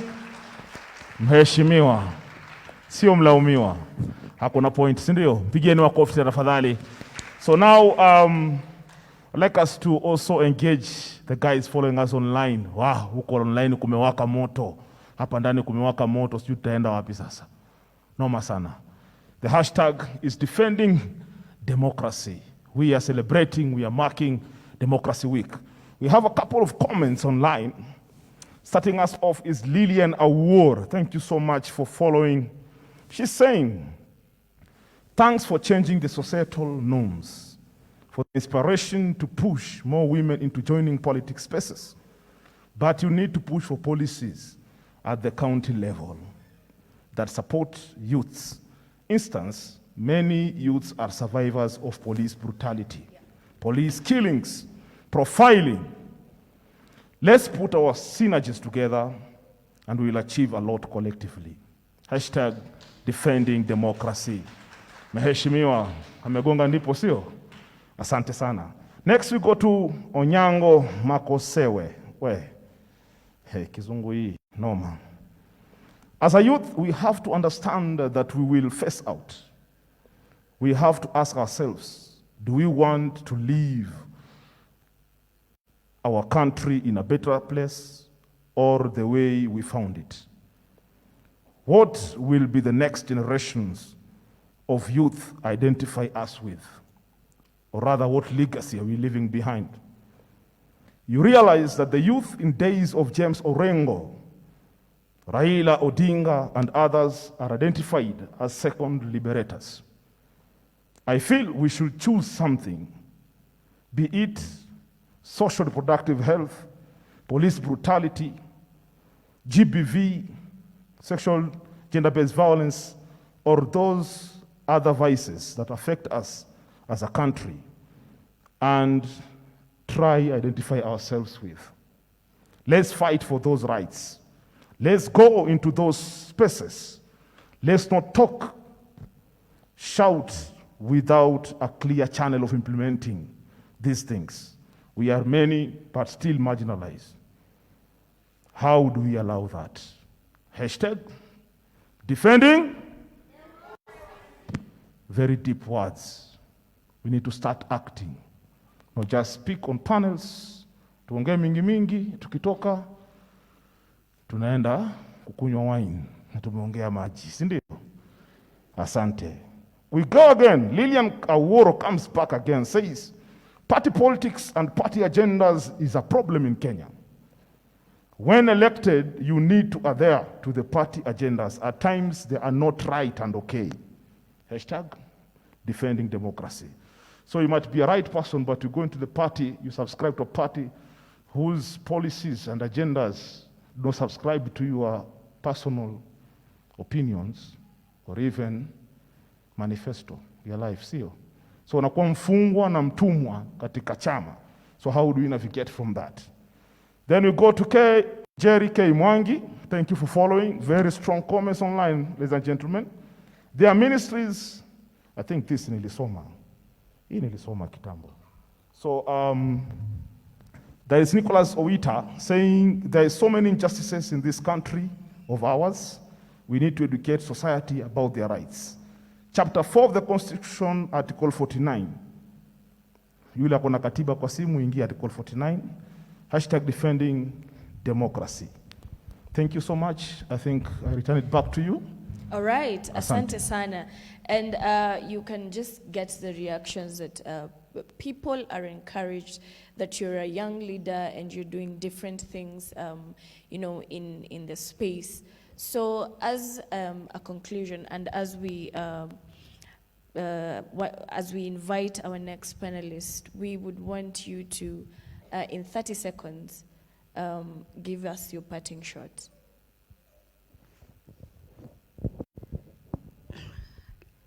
Stand up, be counted. We are not going to achieve anything by sitting in the boardrooms or even sitting here. If we really need to change the party politics, we must be the members of those political party. Mumepe awatu a lot of monopoly because of our ignorances. And I would like to urge the conveners of this sitting, tafadhali, tunaweza fanya kwa kila base. And once we do that, encourage youth to join the parties that think suits their agendas.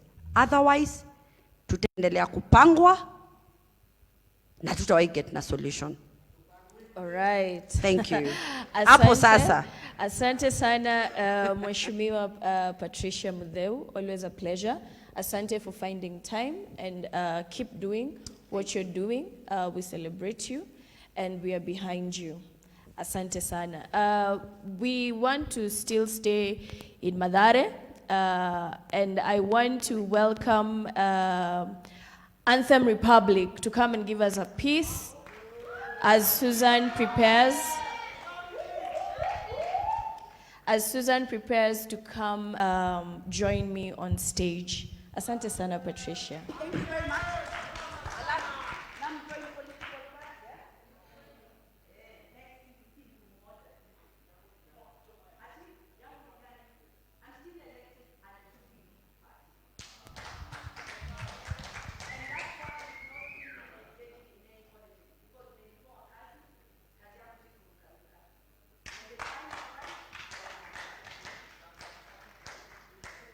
Anthem Republic. Mambo vipi? Mko vipi? Nataka kuona hapa mkono. Nionyeshe mkono hapa kila mtu. Kwa nini unainua mkono? Saa zingine ukiambua pia uliza kweli. But anyway, I go by the name Anthem Republic. I'm a spoken word artist all the way from Mathare. I'm also the co-founder of Sanaa Center alongside Miko Migra. Wapi hapo? Kabisa. Sanaa Center is a safe and organizing space for creatives. Tuna-empower wasanii tukiji-empower sisi wenyewe pia. Kweli. But ni normal because my youth mtaa wanaendelea kudai every now and then despite of talk zote watu wanabonga hapa. Unaona? Na kila mtu ni candidate wa extrajudicial killings huko mtaa. Unaona? Tunabonga hapa na sometimes watu hawatake action. This piece is like a black paint that paints my heart black every time I recite it. It's like a horror movie.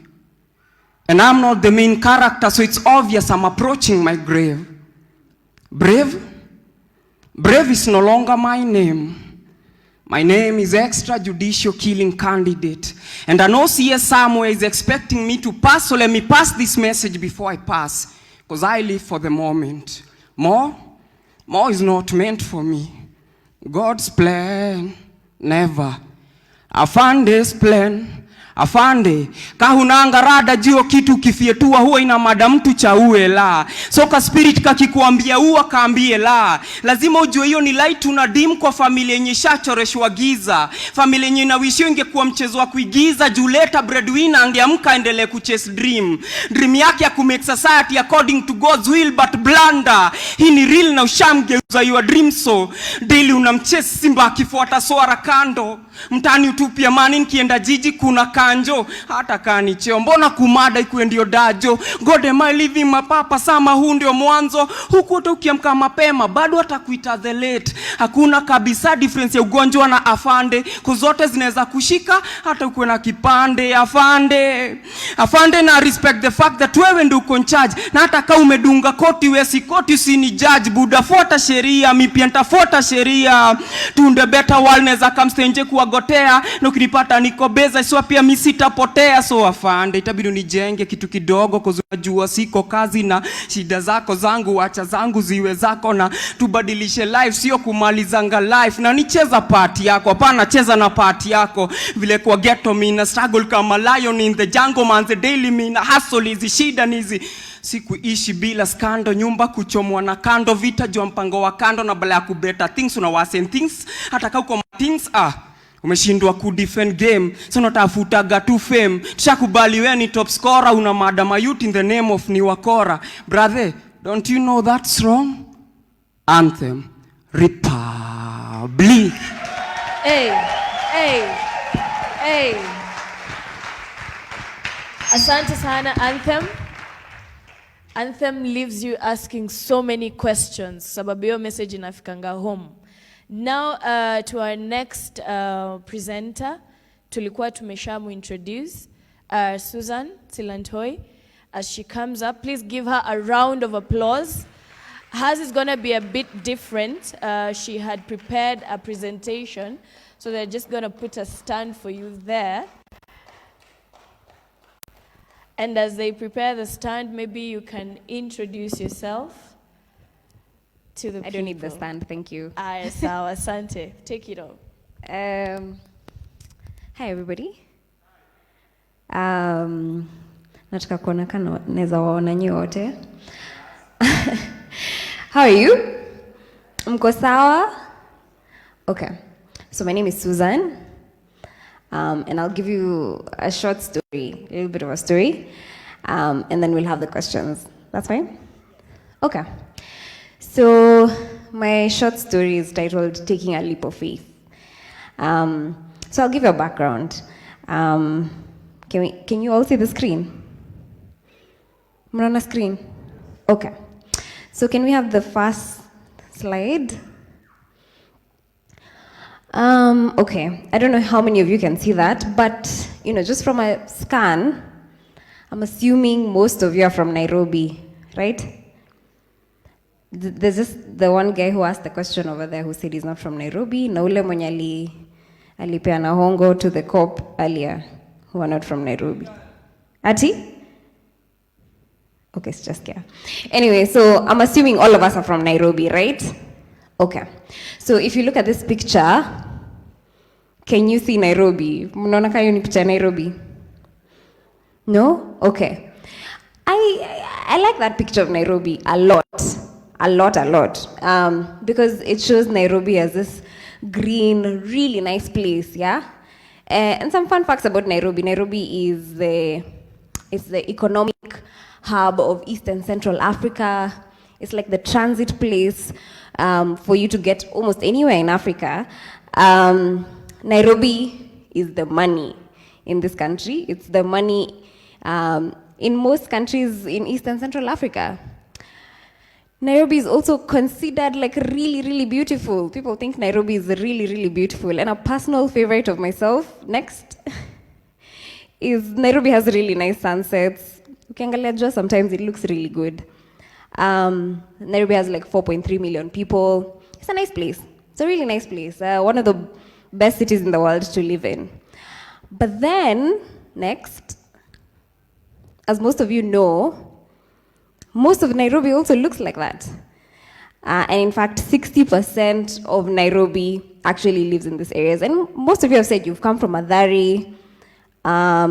Any other hood represented here? Number 9? Dandora, somewhere else? Githurai, hey, somewhere else? Buruburu, okay. Yeah, so most of Nairobi also looks like this. And something that we end up feeling and seeing as Nairobians is a contrast. So every day you're faced with this really nice looking place, but then at the same time you're also faced with this place that also is not the best to look at. So we live in this contrast as Nairobians every day of our lives, and this is what we always see. And then when it comes to politically, let's go back to 2017. Can we have next? Oh, so yes, this is still Nairobi. So next. So we had Jubilee, and we had NASA. May their souls rest in peace. So those are the two main political parties that were. You were either on one side or the other. Yeah, so that's what politics looked like at that time for us. So there's a lot of dynamics. So you're here, Nairobi is a really nice place, it looks good. But then again, you're faced with so many contrasts every day of a Nairobi that is not what you see everywhere. And then again, there's all these political dynamics of these two main parties that keep telling us so many things about ourselves. And then there's us. There's the rest of us. There's me. There's you. So anyway, in 2017, I was 23 at the time. And so I've given you a context of where I was. I've grown up in Nairobi all my life. I have one brother, and my parents. I come from a very small family. I'm originally from Samburu. My mom is from Narok, but I grew up in Nairobi all my life. And I used to work in an NGO. And most of our work was actually in communication in the healthcare sector. So we would work with the Ministry of Health most of the time. And so I would be faced with these realities in an even deeper perspective, from a health perspective. So at around that time, kulikuwa na a doctor's strike and a nurse's strike for like 6 months. So basically hospitals were closed for a really long time. Sijui kama nakumbuka. And then hiyo ndo time kulikuwa na this scandal for the Ministry of Health for 5 billion. Sijui kama nakumbuka. I know, kuna kwa na scandals mob and everything, but this specific one had to do with health. And this is the sector that I'm working in. So nilikuwa nashangaa. As in, so what is my role in this whole situation? Yes, I live in this city that is nice, but also has so many contrasts. And then these are the main political parties that we're seeing. This is our political leadership. And at the same time, there's still so many people who can't access healthcare and who, I don't even know, where were kids being born? You know, for 6 whole months, how are they being immunized? See, you know that kids get immunizations for the first 6 months at least, I think up to 9. So, like, our watu walikuwa wanaenda wapi? Anyway, so I decided that I'm going to do something about it. So at the time I was 23 and I'm like, what's the best thing I can do? I'm going to get into politics. So that's what I did. The reason why I got into politics was, yes, I was working within the NGO space, and they do a tremendous amount of work to contribute to the society, which is great. But at the end of the day, if you want to fix your society, you kind of have to fix your government. So that's what I thought, okay, let's see how we can do this. So I decided I'm going to vie for Senate in Nairobi. So next. That's NASA, rest in peace. And then, okay, so I decided to vie for Senate in Nairobi. So what did I do? A lot of people would ask me, what was your first, like, ulifanya nini kwanza? Like, so like the millennial that I am, I Googled it. So I Googled and I found the IBC website, and it gave me a few requirements. But then I thought, this is too easy. Like, kulikuwa na like 4 requirements, and I was like, there's no way. So I went to the IBC office, and I walked in and I asked the guy, nataka requirements za kukuwa senator. So he's like, oh, for your dad, eh? I'm like, no. Uncle yako maybe, madhako, I don't know. It didn't help that I was kind of small, so he just assumed, of course, this is not for you, young girl. But anyway, he still gave me the requirements, and there were a few requirements. I wanted to be as an independent, because again, the dynamics between the whole political thing were like really intense at the time. So I decided to vie independent. That meant collecting signatures. Actually, do you know why we collect signatures if you're an independent candidate? Anyone? Anyone? Okay. So unajua ukiwa kwa chama, the electoral body assumes kuna a number of people who actually want you to vie. So if you're vying under independent, like, how do you prove that there's someone who wants you to vie? You can't. So you collect 2,000 signatures of registered voters in Nairobi who have approved that they want you to vie. So that's actually why you do that. Anyway, so I did that. Then I formally registered as a candidate for Senate in Nairobi. So yeah, that's the first step that I took. I went to the IBC office. Then after that, what happened? So you've got time your campaign. So you're like, how do I even start campaigning? So given my candidature, I wasn't in a party. So ukiwa kwa chama, at least some chamas will help you organize things. They'll take you to specific places. They'll give you money. But see, mimi nilikuwa peke yangu. So what did I do? we decided, because you kind of have to, like, huwezi fanya social media campaign, by the way, it's not practical, so you have to do more. So what did I do? I decided to engage people in different ways with what I could afford. So what happened is we would go in a door-to-door kind of format. It's not door-to-door per se. There are like 4.3 million people. I can't possibly knock on everybody's door. So what did we do? We engaged in different ways. So next. So we decided to go to like maybe religious leaders and meet with religious leaders. I know this is like a topic right now, and people are concerned about people campaigning in church, but that's not what we were doing. We were just meeting with people who are within those spaces to just discuss, okay, so what is politics for you? How do you want to go about this and all that? So we started with that. So this is a picture of us in Kibra. We were meeting with the Nubian community, and we were meeting them at the mosque. So we decided to do that. Next. We also decided to go to where people are working, because you find people where they are. Because sikuwa na do ya ku organize town halls like how other politicians would call you from wherever you are and they'd refund you your money. I didn't have money to do that, so I went to where you're working. So we went to pretty much all the markets that you can think of in Nairobi, and then within those markets you stop by the Boda Boda base, place ya kuuza jaba, just everywhere. So we'd walk around really pretty much all day. So that's how the campaign trail looked like. Next. And then obviously during these visits, you'd talk to people one-on-one. So that was actually the main way we would campaign. So I'd meet someone and ask them, I'd carry around flyers.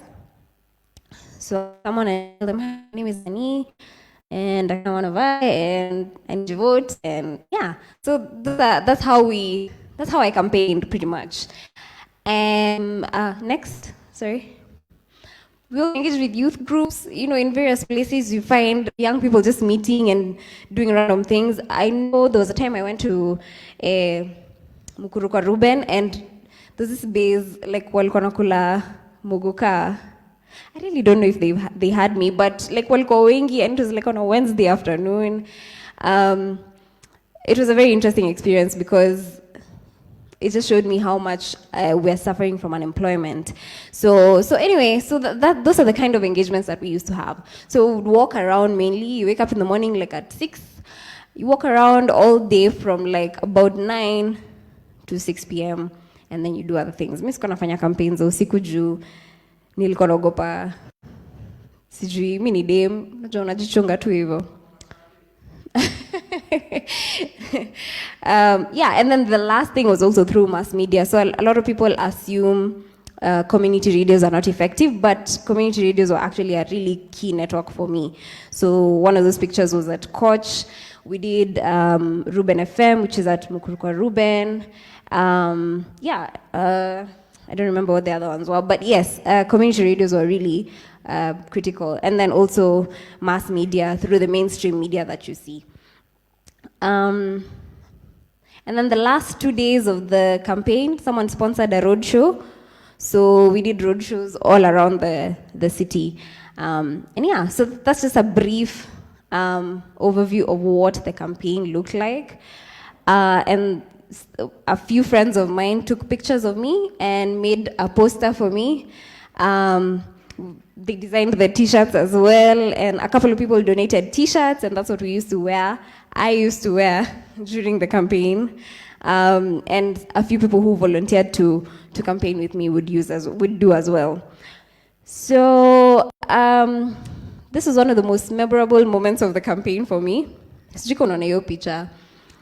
I'm standing on a motorbike. So what had happened was, you see how I would go campaigning, like, oh, hi, I talk to strangers in places. So we were in Isili, and sijui mnajua ile place yenye Mirayu kuja, and then they distributed from there. So I actually didn't know that's what it was, but kulikuwa tu na watu wamekaa. So nimeenda hapo nimeanza kuongea na msi fulani, and then he asked me, ati umesema nini? I'm like, oh, mimi naitwa nani, and na vie for Senate, na nataka kura yako, and whatever. He's like, hey, ebu kuja. So he takes me to like the chairperson of that place, and then the guy is like, what? Ebu kuja uonge na kila mtu. So everybody gathered around, and then wakanieka on top of a boda ndio nienge nao.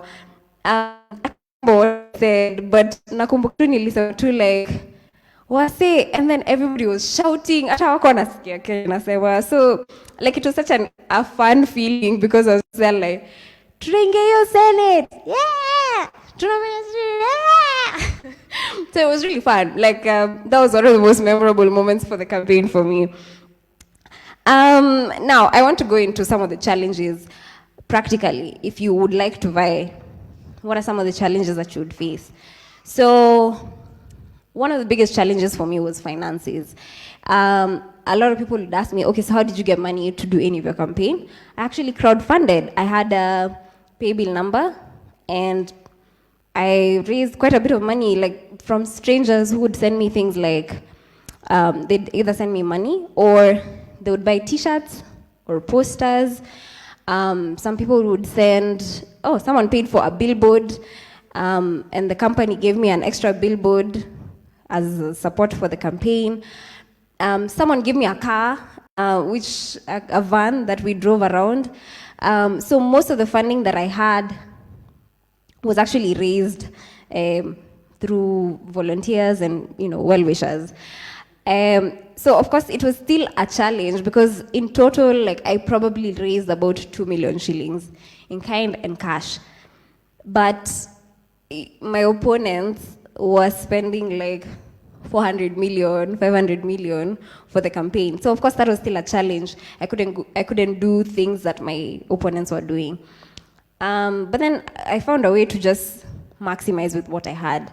So it's a big challenge, but you can find a way around it.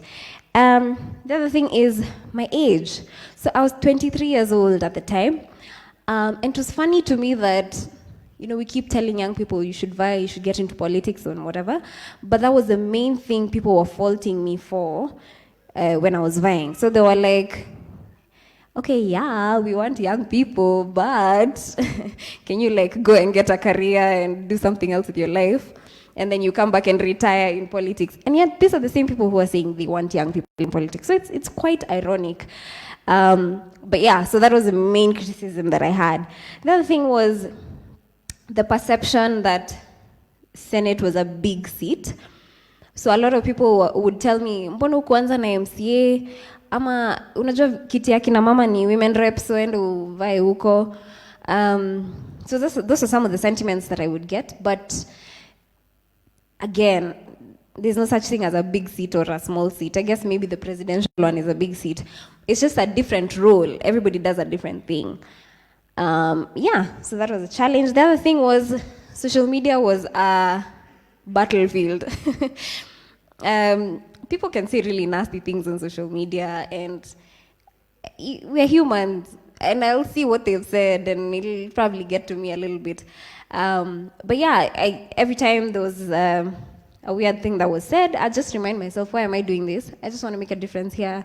I'm just a Kenyan who's trying to do something about my country. You're not, but you're attacking me on social media, so I'll ignore that. And then the other thing also is that I think we usually assume that Nairobi doesn't vote along tribal lines, but that still plays a big factor in our elections. So, like I said earlier, I'm from Samburu, which is a minority tribe. It worked to my advantage because I would be able to go anywhere. Like, kuna places huwezi enda kawe ni msee wa Jubilee, ama kawe ni msee wa NASA, but I could go anywhere. They'll be like, oh, okay, kuja tu. But then again, the consideration for the vote was still not as high as someone who they affiliated to when it comes to their tribe. So that was still a challenge. So those are just a few challenges that I've mentioned. And then I'll go into the lessons. So what are my main lessons from this whole thing? The main lesson that I picked out from this is that politics is doable. I think we have this perception that politics is for a specific few, or maybe like people who are really wealthy, or people who are from political families, but that's not always the case. I ended up getting about 32,000 votes, which I thought, okay, I don't know who you people are, but thank you. Was it 32,000 people can maybe just Nyayo Stadium twice, I think. So I was like, okay. I felt very encouraged by the fact that 32,000 people would actually listen to what I had to say. The other thing is I got a lot of support from youth-led organizations, and these are organizations like Siasa Place, G-Activate, Tribeless Youth, Positive Action. Those guys really came through. They supported me by having me go to specific forums, by sponsoring a couple of t-shirts and posters. So people keep saying that we don't support each other, but we actually do, and I felt that support from young people. Also the women.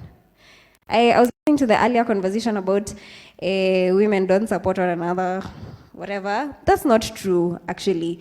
Women really come for each other, they help each other when it's needed. And I agree with what she said, that narrative is driven by men who are threatened by women.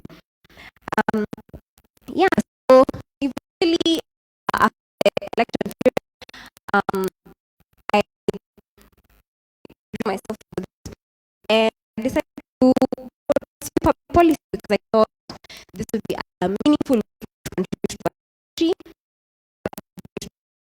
So I have a master's degree in public policy and trying to work as a public policy analyst. So where I work, we provide political and economic risk analysis for clients and NGOs. And then the other thing is I run a podcast as well and a YouTube channel called Is That So? With Silantwe, where we talk about just simple things about how government works and how we can engage better to make our government, work properly. So really simple things like, okay, so kulikuwa na budget ilisema nini? Like, what do you need to know about this budget? These are the taxes. These are the whatever. Kulikuwa na whole BBI process. So what exactly is this document saying? Inasema hivi na hivi na hivi. How is it different from the constitution that we currently have? So that's what I currently do. So just take out from this is there are various ways that we can participate as young people in politics. And she mentioned one of them. You can join a party and become an active member of a party. You can vie. You can take my route and vie. That's also a viable option. But another thing that you can do, which I saw a lot of people in my journey doing, is identifying someone who you believe in and actually supporting their campaign. It doesn't have to be financially, it can be their time. There are people who volunteered to do my social media. There are people who volunteered to go with me to the campaign trail. There are people who volunteered to paste my posters elsewhere. So that's another way you can participate. So you don't have to box yourself just thinking that I have to vie for me to be able to participate in politics. And lastly, guys, take a leap of faith. Not necessarily in politics, just anywhere in your life, really. Maybe you want to invest in a business, or you want to, I don't know, whatever you'd like to do, take a leap of faith. It'll pay off. So that's me. If you'd like to follow me on social media, you can find me at Silantwe Suzanne. Wow. I hope the room is feeling as thoroughly inspired as I am. I mean, at 23, going for a senator, we celebrate you. I am still starstruck, But these are the stories that we talk about when we're saying disrupting the ecosystem. And having Susan stand here and tell us her story and take us through her journey is exactly why, Forum Civ, Siasa Place, and Creative Spills created these platforms for us to actually get to a place and believe we can. Because in our different spaces, we are doing different things. We're pushing for social change. So what better way to get encouragement than to hear from people who have dared to upset the status quo? I know we have so many questions for her, and so I'm going to ask us to ask questions. How many would want to interact with Susan? And I would also ask the MC to just go through the online platforms and pick questions for us, even as we get questions from the auditorium. So let me see how many hands we have so that we see how quickly we can do this. We're really, really doing badly on time. So I'm going to ask that we are very, very brief and to the point. And I've seen 5 hands, so we can quickly pick those before we get to the next session. Who has the mic? Please take it round. Please be as brief. Now I'm gonna really cut you if you start stories.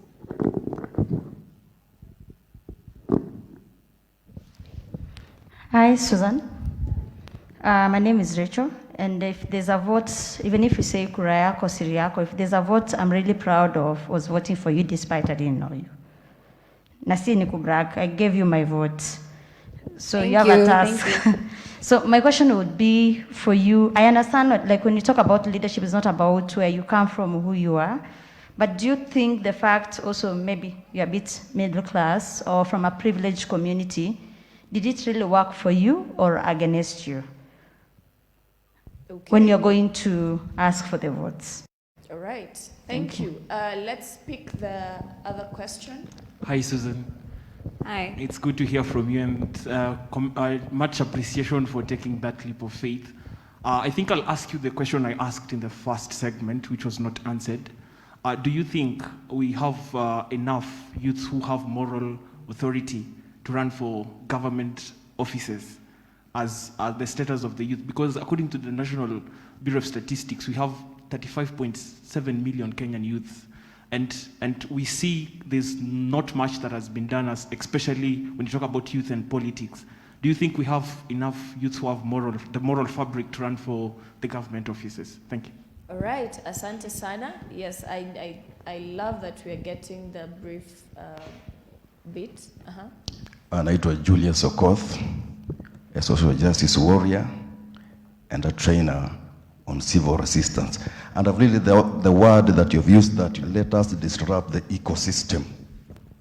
The theme or the hashtag for this meeting is defending democracy. Mine is concern. Na nikiona most of us tumetoka mtaani. Let me speak in Swahili now. Sisi kama vijana ambao wako hapa, mimi am not a youth, but vijana mnataka viti. Na tumeona kuna vitu ambavyo vinafanya tusipate hizi viti. Kuna sheria ilipitishwa, Election Act Section 22, that tangu jana nimekuwa hapa na leo sijasikia anybody talking about it. People are just talking about gender and other things. Kuna kitu inazuia vijana ama mtu yote asipate kiti. Section 22 ya Election Act inasema ya kwamba kama hauna degree basic hautapata kiti ya MCA ama MP. Na tuongee kuhusu hiyo kitu. Na 2022, na ukiangalia katika census ya 2019, Kenya tuko 47 million. Na watu ambao kuna degree Kenya ni 3.5% ya hiyo population. So unakuta majority of Kenyans don't have degree.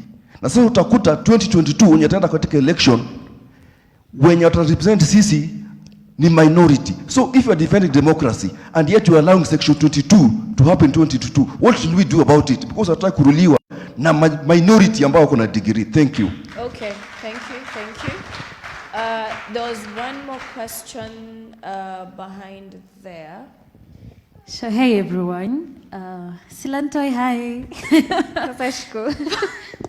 So mine is one, congratulations for the steps you've made and for the encouragement you've given most of us. But now our question is, where we are at, what role are we playing in rewriting our history? One, as young people, and second, as young women in a country where structures speak against us more than it works for us. All right, asante sana. The last one here, as we go to the online one.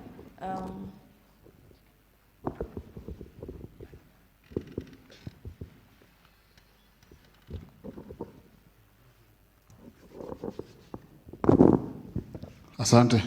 Mimi naitwa Keniga tena, na kwanza before nikupatie question Susan, ningependa kuaddress mzae kidogo ya kuwa unajua Nairobi is a city of large scale na ina kuimanage inataka city kama hiyo ya Senate inataka provincial mindset. So tusiseme minority nini, kuna vitu lazima tu understand. Kukuwa Senate si kazi rais hivyo venye mnaweza ichukulia. As in mtu yote anaweza ihandle, no. Lazima tukue serious hapa. So kukuwa Senate inamaanisha lazima uko na provincial mindset ndio uweze pia kuwakilisha Nairobi venye nafaa. Okay. Hiyo tuache. Now a question. Now to Susan. Sijui ni nini kwa upande yako yenye una feel tuna need most ya ndio democracy iweze kuwa successful, because naona umechukua line ya ulikuwa kwa social norms, sasa umechukua line ya political hiyo. So I don't know, maybe unijibu hiyo. Thanks. Thank you very much. MC, do we have any questions online that Silantoi can speak to as she sums up and answers some of the questions? All right, ladies and gentlemen, a round of applause. Kwanza tupigie makofi kiongozi. Ni kiongozi bora, sio bora kiongozi. Tell your neighbor, kiongozi bora, sio bora kiongozi. I need some energy in the house. Kiongozi bora, sio bora kiongozi. I know I've managed to confuse you, but there's no problem. I'll elaborate. Congratulations, Mheshimiwa. Thank you for carrying the energy and being sustainable in what you do. Someone is asking here, bado utakuwa kwa race? Ama ndio umechukua zile obstacles, challenges, ukaamua umeacha sasa? Umeamua kufanyia kazi party? That's a question that you'll have to engage. Please note it down. Ladies and gentlemen, as you all know, we are live. The official Facebook page for MCV. We're also live on Twitter, YouTube, hashtag defending democracy. Comrades power! Comrades power! I can see. Wala umeingia sasa hiyo wako na energy kweli kweli. Asanteni sana. Ladies and gentlemen, huko kumewaka moto online jameni, hapa ndani kuna fire energy. We have here comments, a couple of comments from strong leaders. Allow me read. Si maneno yangu, ni maneno yao. Here we have a comment from Samuel Otieno.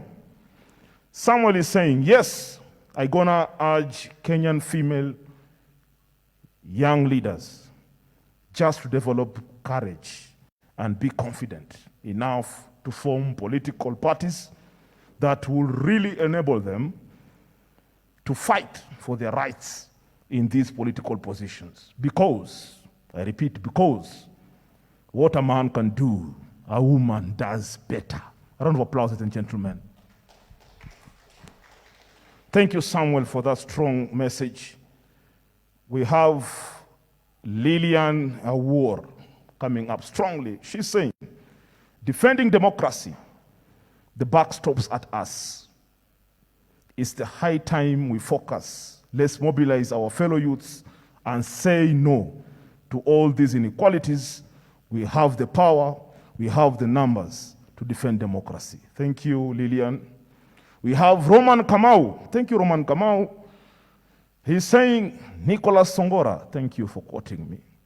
Nicholas Songora, the energy and zeal we are getting from the estates to this space is amazing. Clap for yourselves, ladies and gentlemen. Hezbon, Baba Taifa Jeshi from Mukuru was very articulate and doing great work. See the energy from Madare Anthem Republic. The time is now. Power to the excelling states defending democracy. Wow, wow, ladies and gentlemen, this is strong. Strength of a woman. From one and only program manager for MCV, Madam Catherine Nekesa, Hamali, she's saying, such an empowering story of courage and determination by Suzanne Silantoi Mheshimiwa. You can achieve anything if you believe in it. She did not make it to the Senate, but she has definitely achieved milestones. She uses her voice to influence change, and that makes a difference. Kudos, Suzanne. Ladies and gentlemen, comments ni mingi sana, but because of time, I think I'll get back to you. Yes, so I think the energy online matches the energy in the auditorium. People are celebrating you. People are thoroughly encouraged. And so as you sum it up, could you please address the questions and comments that we've received?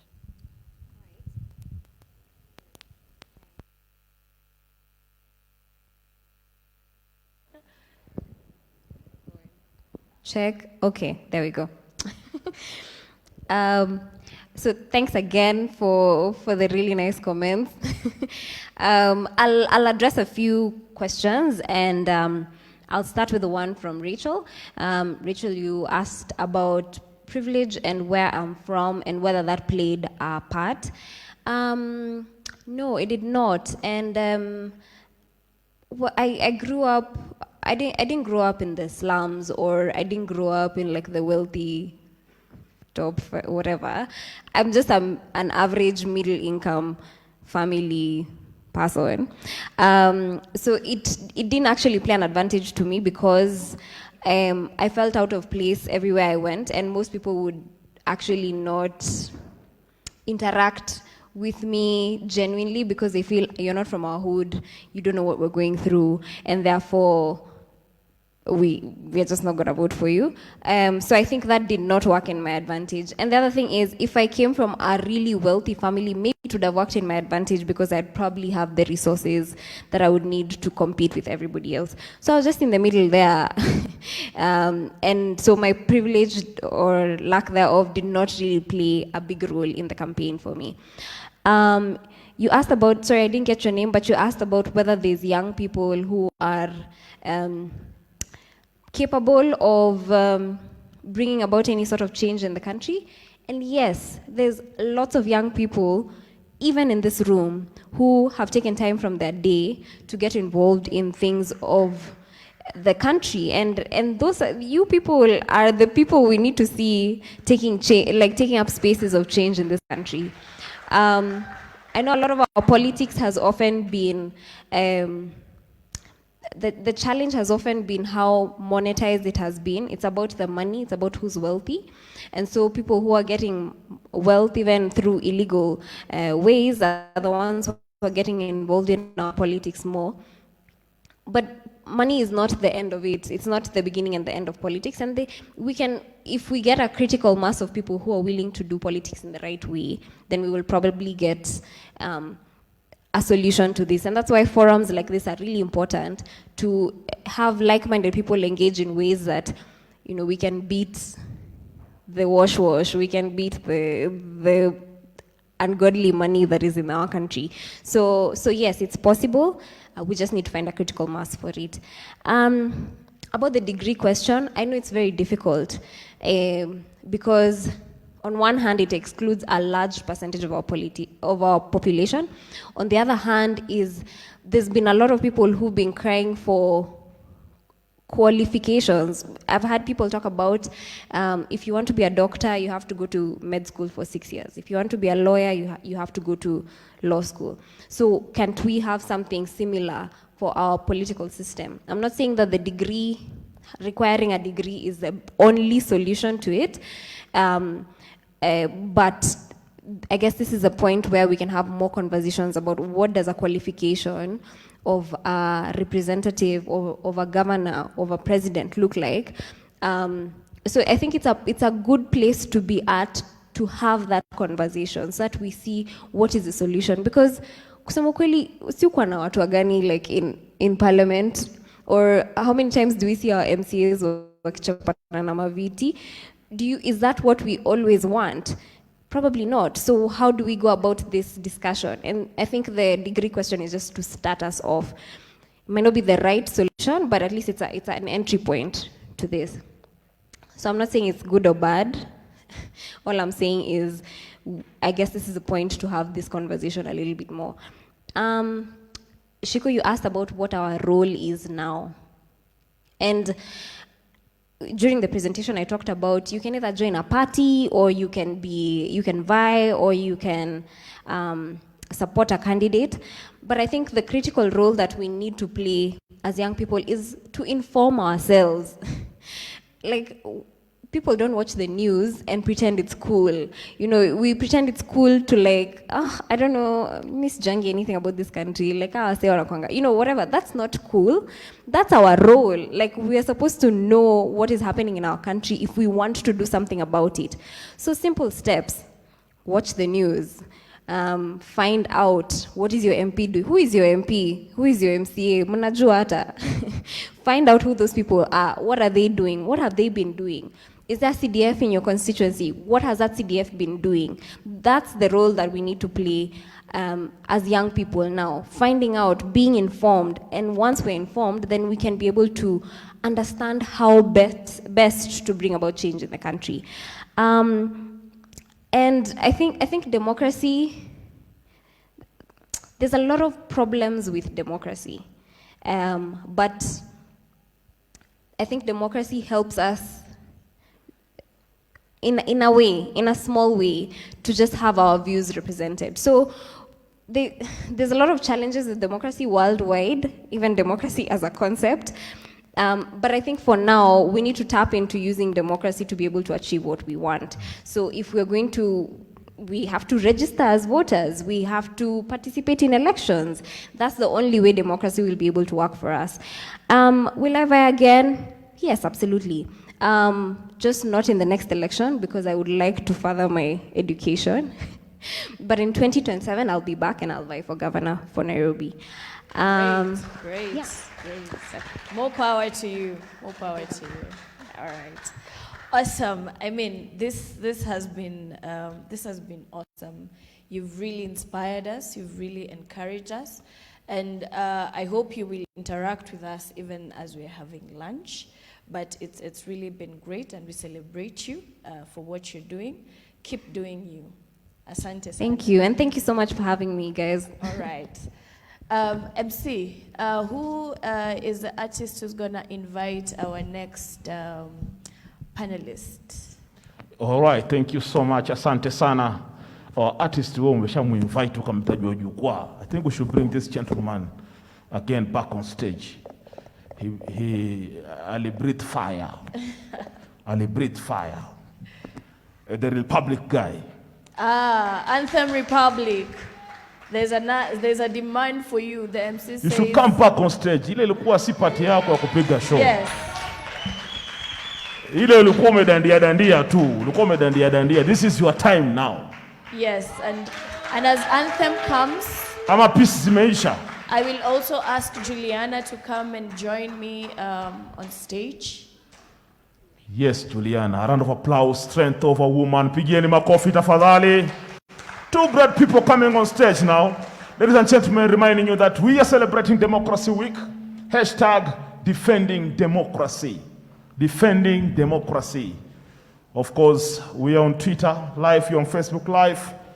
And I can see here, live on Facebook, the finest DJ from Coast Region, VJ Konde, is also following live. Thank you so much for following. Asante sana.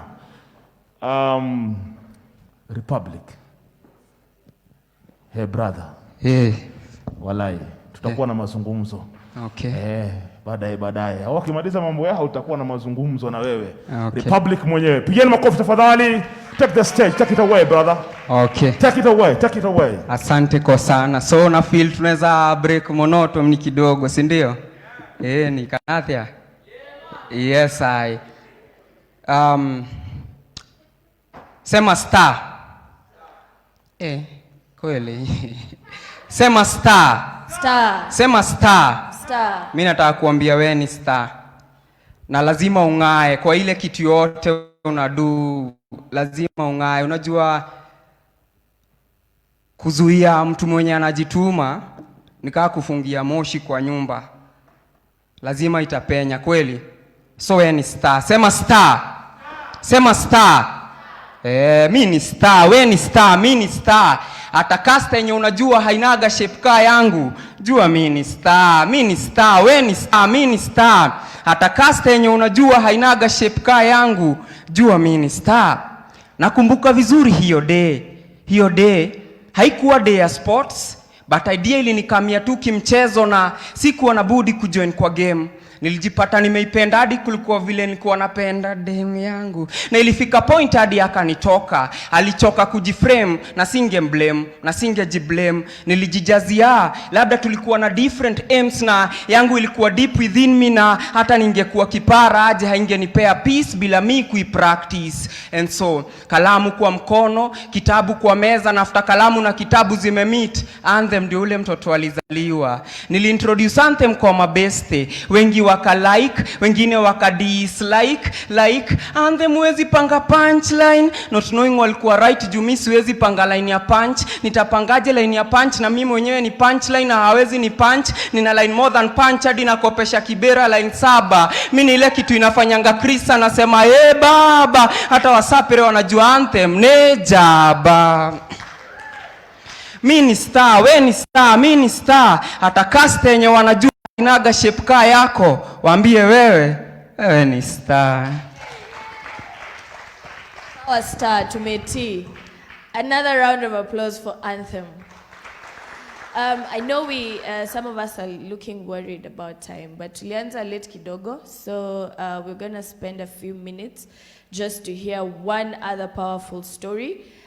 Juliana ni demwamta, tumepatana shimo za mita, so I'm actually going to let her tell her story and why she does what she does in her community in trying to pursue social change. Take it away. Thank you very much.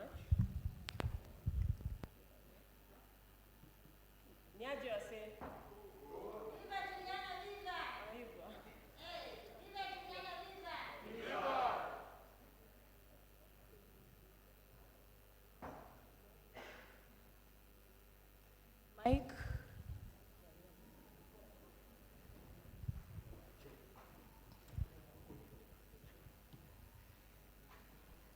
Could we fix her mic? Ama hata wakizima tutaongea tu. Check. 1, 2. Okay. Mic check. Okay. Tusambaze corona hivyo. Washa. COVID is real. Mic check. Awesome. Niaje wase. So manze, kwanza wale watu wameorganize event, much salute. Hizi ndio vitu tulikuwa tuna need mtaani, si ndio? Hizi ndio vitu tunaomba zinaweza fanywa more and more. Kwa hivyo to the organizers, manze, sponsors wa hii kitu, we bless you. Kwa majina ni Juliana Awino Olayo. I am a youth mentor. I am a counselor by passion and profession. Na pia kuna shughuli niko nayo, nilikuwa privileged tukiwa tumetoka tu chuo.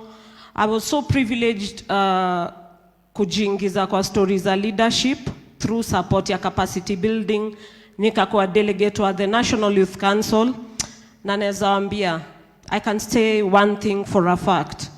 Nothing good comes easy. Nothing good comes easy. Every time I walk or look around me, I see leaders that we were once in those streets that you're in right now. Manze ijakuwa rahisi. Tumepiga masaa mingi sana huko kwa street mse kupigania voice ya hii kitu mnaona inaitwa democracy. And for those people that you are even seeing in parliament, we are one of the few people that even fought for this space mnasikia zinapigwa. Kama ni youth rights, hizo vitu hazikuwa. Tulipigania during chance tuliget kupigania kwa hizo space. A bit worried by the crop of youths that we are having right now. we have youths that are different from our time. Different in a sense that we want to spend money we have not made yet. So like every time you decide to do that, definitely you'll do a shortcut, right? Because if we have a youth that is 20 years old, a youth that is 16 years old, na anataka kupiga sherehe, anataka madem, anataka nini, hizo vitu zinakam na logistics, sindio? So that is why we are having issues in regards to crime. And where there is crime, kuna hiyo issue ya vijana kuangushwa. And where there is vijana kuangushwa, kuna mahali visions inakuwa buried 6 feet under. So all I can tell you guys is my journey has not been easy. Sisi tumezaliwa mtaani K-South. Tumezaliwa K-South in Nairobi. Alafu baadaye shughuli tukaanza kupiga. I was able to do a lot of networks and partnerships, and that's how I started finding myself a lot in Busia to try and support my own space. If we can do that as a society, Kenya will be a better place. Democracy is not a word. Democracy is not what you see behind us. Democracy must be taken into implementation. Mnaweza kaa hapa, we can sit here up to tomorrow, we can sit here for a month, but if we do not take the power of making democracy a reality, we are going to lose so much. How we started is simple. Learn to volunteer. As we've really volunteered, I normally see people on my social media handles telling me, Juliana, I would love to be you. And I look at them and I'm like, if you really want to be me, you need to start walking the journey. We started with volunteering. We used to be called by people that were ahead of us. And you find, tulikuwa tunakaa base, mimi nilikuwa ka tomboy. So tulikuwa tunakaa base na maboy. Ndaambia mali linifikisha hiyo kitu manzeli nileteaga kismat. So when I was sitting with the boys, we used to be called, like, niaje majama, there's something happening at this particular space you're seeing here. There's something happening in parliament. There's something happening blah, blah, blah. And one thing that happened is I never had the question of asking, what am I getting after attending? I never used to do that. I used to volunteer a lot, and much later, it is a lady that told me, these trainings that you're going for right now is what is going to build your future. So me, that's what I took in. So I started attending those very informed spaces. I got into parliament at a very tender age. I managed to go and set up bills and policies. And one thing that I came to learn is through volunteering, I got my blessing. I got very many opportunities through that, and that is how I was able to be elected, not as a gender role, but elected to be a Nairobi National Youth Council delegate. And that is where that journey of volunteering got me. So it started by those pedestals. So like I started from here, nimeka kwa mawe, nikaamua niaje acha niondoke hii mawe. Then I moved a step further again and again. And much later, the National Youth Council was a blessing. Because through the National Youth Council, we were able to get more capacity building. Once we got capacity building, we were able to call now into big spaces. Let me tell you guys, as much as youths are asking for spaces, you cannot be invited to a space where somebody feels you will not perform. So by the time we were making noise, at the same time, we were really serious about what we really wanted for our country. And that is how I managed to have a few projects that I've done. I have been so humbled by how Mother Nature has blessed my life. I do free online counseling because I came and realized what we need we need a stable country. And mavijana, you find like in our country, youths are undergoing so much pressure. So according to me, what I did, mimi nimereiziwa na boy child. I am, even as I stand here today, through the council, the other delegates in my estate, at home, my partner, I don't know if it's a coincidence, but I'm a success story of a boy child support system. And one thing I came to realize is gender is not a competition. Why are we fighting? I normally respect feminism, but I respect positive feminism. Simply because I'm a parent. We are parents. You get, tuko na watoi maboy. Whereas, tukianza kufight, when you're fighting a girl child, you are fighting your own child who might have power to become an MCA but cannot because now you're blocking it.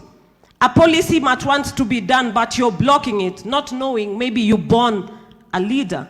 So like unaweza dhani ni sisi unachapa but unachapa watoi wako, sawa? Then when it comes to the other hand, as a boy child defender, because that's who I am proudly, what I normally say is we need each other. There is no way another gender can survive without the other. What I say is we need sons that are strong. Utachapa boy child, kesho mtoi wako atakatiwa na nani mse? So like, kama ni huyo boy child, if you feel unataka kumeka kuwe weak, your daughter will have a weak husband. So like in every space we get, let us not fight gender, let us hold each other to hold our country to an area where we are both winning. Because again, if we are in a country where it's only the girl that is winning at a pivot, it's a mess. If we are in a country where the boy child is winning at a pivot point, it will be a mess. So every time I sit and do my counseling sessions, I get almost, I think in a week I get about 40 boy child or boy children. Why do we get that? Because a boy child somewhere is a brother, a boy child somewhere is a husband, a boy child somewhere is a boss, and all that, you know, etc. So, like, every time I speak to them, I get to know. As Juliana Olayo, I came to learn gender is never a competition. It is a blessing that God gave us. If you happen to get a girl born today in your homestead, you ensure that you raise them as per the standards. Mi usema maboy ni kismat kwangu juu. Mi kutoka nilianza kuvaa hizi positions. Mavijana walikuwa wananiambia niaje Julie unasimama lini? Hii na hii. Me, I don't even know. I woke up and found my posters on the wall. It is a boy who did it. Every time I'm walking, surprisingly my PA is male. Si dem. Ni mjamaa, cause na feel as much as atutaki maboy, but kuna mahali miu ingia hivi najipata, we all need support. Kuna machoche siezi ingia alone, si ndio? Lazima tukue na hiyo protection. So kuna maboy wapoa that wanatupatia all that in leadership.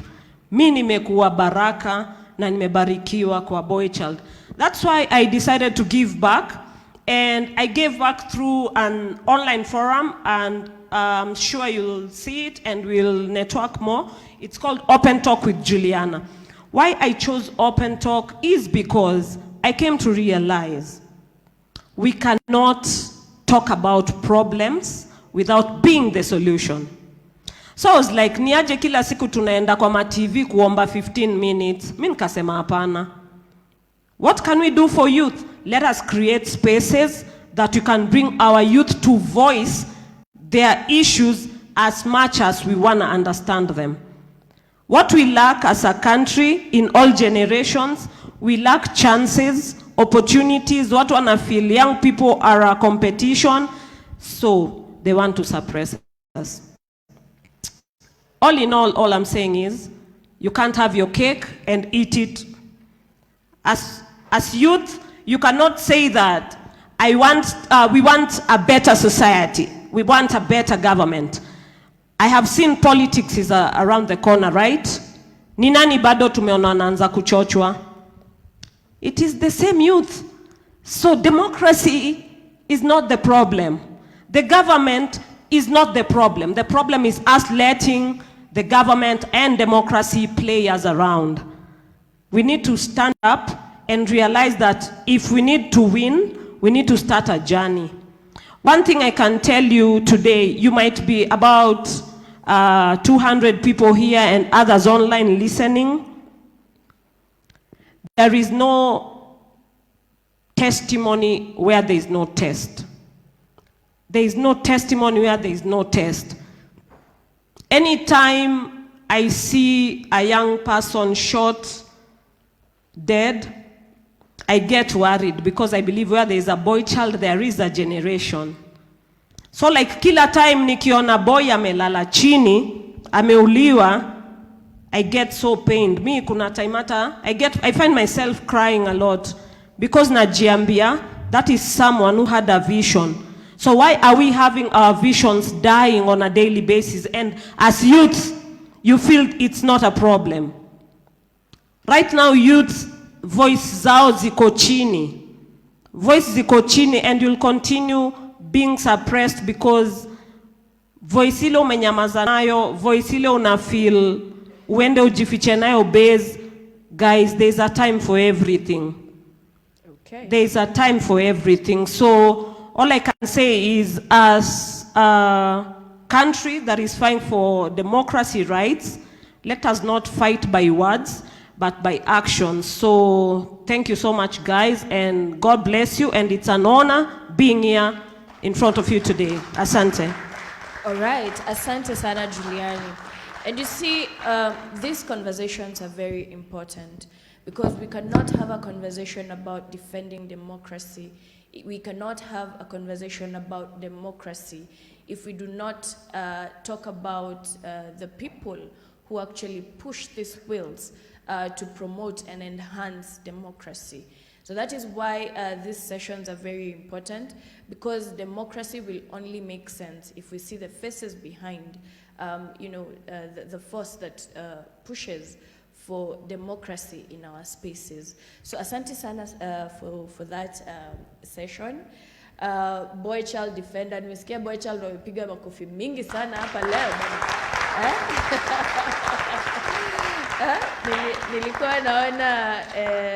Nilikuwa naona tu maswali za kwanza zitatoka kwa Mwikali, but nimeona ni kama ametoka. But we are really out of time. Sasa tumemaliza time yetu. So I am going to encourage that we also have interactive sessions with Juliana as we have our lunch.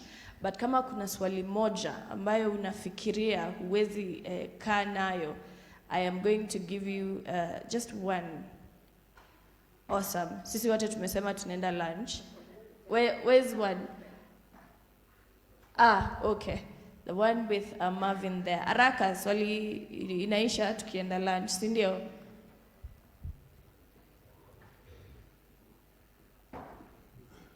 Oh, okay.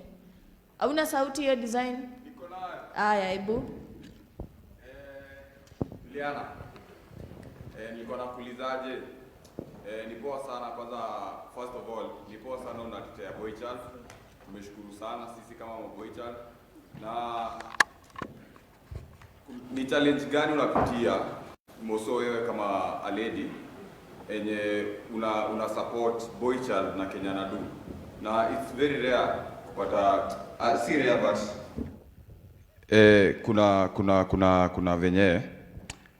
kuna venye wasiuchukulia uni mdem ana support boy child jo Sawa, tumeget your point. Ni challenge unaitisha. So Juliana najua unapenda kuongea sana, but I am going to give you like 1 minute. Answer his question. What challenges as a boy child defender, and also your parting shot. Just 1 minute. All right. So challenge mob zile I think. Okay, so challenge mob, kwanza thanks. Challenge mob si upitia ni anytime una get dem ana try kubonga for boy child, unaonekanaga ni kawe ni enemy, like wase ufeel ni kama we unakuwa obstacle. But mi nilikam tu ku understand budangu ndio amenimenta na ndio aliniingizaga kwa leadership. So nimewambia mi blessing yangu imekam through machali, so mi waamua tu ku give back. So hata hizo challenge zikikam, hakuna siku vitu zitakuwa easy forever. So as a counselor inanisaidiaga pia, cause mi ujua ku leverage. Najua ile nikiona msee anakam najua ni mblana, najua vile ndamtoka, unajua. So mi ujua tu kucheza na rada na imekuwa inani bless. Alafu pia juu ya kukaa na maboy nimekuwa gaturo juu, so ainaga ngori sana. Awesome. Asante sana. Juliana amesema yeye anajua kutambua mamblana. So kawe ni mblana hapa hivi, Juliana ako rada yako sana. Guys, I see your hands, but we really have to sum up. Tuendeni tukamhande huko hivyo nje. Let's have this interactive sessions. Kwa sababu tunajua pia tuko na session ya after. We really have to go to the next session.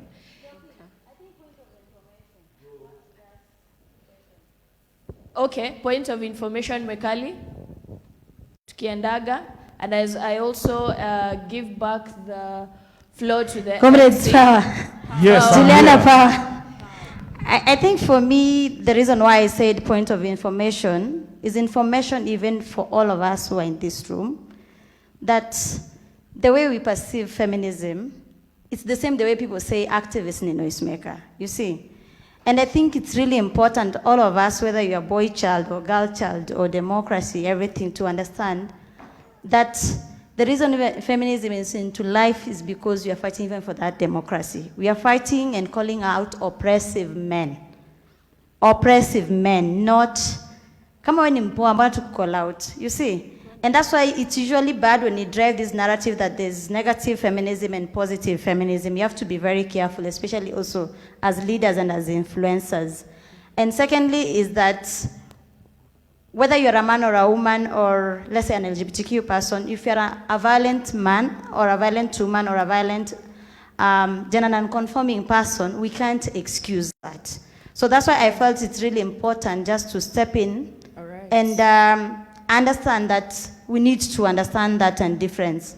And then understand that, one, also women, not all women are pro-women, not meaning that women are their enemies. Women are not their enemies. And also they are patriarchy princess that will push patriarchy agenda, either one, because they benefit for that patriarchy, or because they benefit on a systematic structure that oppresses also women. Because me niko sure hata nikiambia machali hapa na defend, hata wale watiaji watasema Rachel power. And you have seen it even, true or false? Okay. True or false? We have seen it. So it's really, we have to be very careful also as women, the agenda sometimes we drive. And I agree with Juliani, gender justice is not a war for women. That's why gender agenda should not be burdened to women. If you are a man, your friend is violent, you need to call them out. The way even us women, we call people who are violent out, or also women who are violent in any form of violence. Thank you. Sawa sawa. Asante sana. And just to echo what Mwikali is saying, we should all remember that patriarchy is a system. Patriarchy is a boy child. You know, let us all remember that. So kile naweza sema ni, I think nimekuwa kwa story activism for the last 8 years. Na tumekuwa tukifight for different spaces. When I speak of negative feminism, I'm speaking of feminism that will end up hurting another feeling to protect another. Wacheni feelings zikwe zimewekwa level moja juu hata huyo boy akona heart. Right.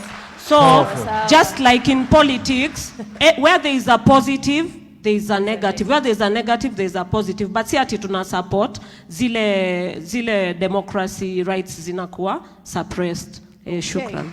Thank you very much. Asanteni sana. You have been an awesome crowd for this session, and we've really enjoyed. Back to you, MC. Thank you so much, ladies and gentlemen. Let us appreciate the ladies. Thank you, Juliana. Asante sana. Someone has just told me here, I should give you a high five, but because of COVID, I'll give you an elbow. Elbow, thank you. Congratulations. Ladies and gentlemen, round of applause for our super moderator. This is powerful. Kuanzia saa ngapi asubuhi mama? Hey, Noma. Pigeni makofi sana and the amazing work she's doing, the social justice. Ladies and gentlemen, I want to just read few of the comments online. Very powerful. There is a man known as Lieutenant G.M. Mose saying Juliana Olayo is an example of what we need and have to be. Hashtag gender is not a competition. Wow. Mercy Odondo saying point hapo. Lieutenant G.M. Mose comes back again saying feminists are now making it to be as if it's a competition against men. And he poses a question.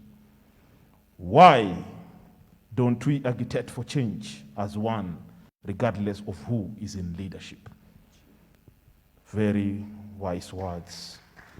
Habib Omar is saying very insightful and impactful. Thanks, Juliana Olayo. Wow, this is strong. So many other comments. Another one is saying here, Kaschana, I think this is my best piece ever. I love it. Thank you so much. And this is Karembo's comment. Congratulations, everyone. Thank you so much, our panelists and our hosts. Asanteni sana.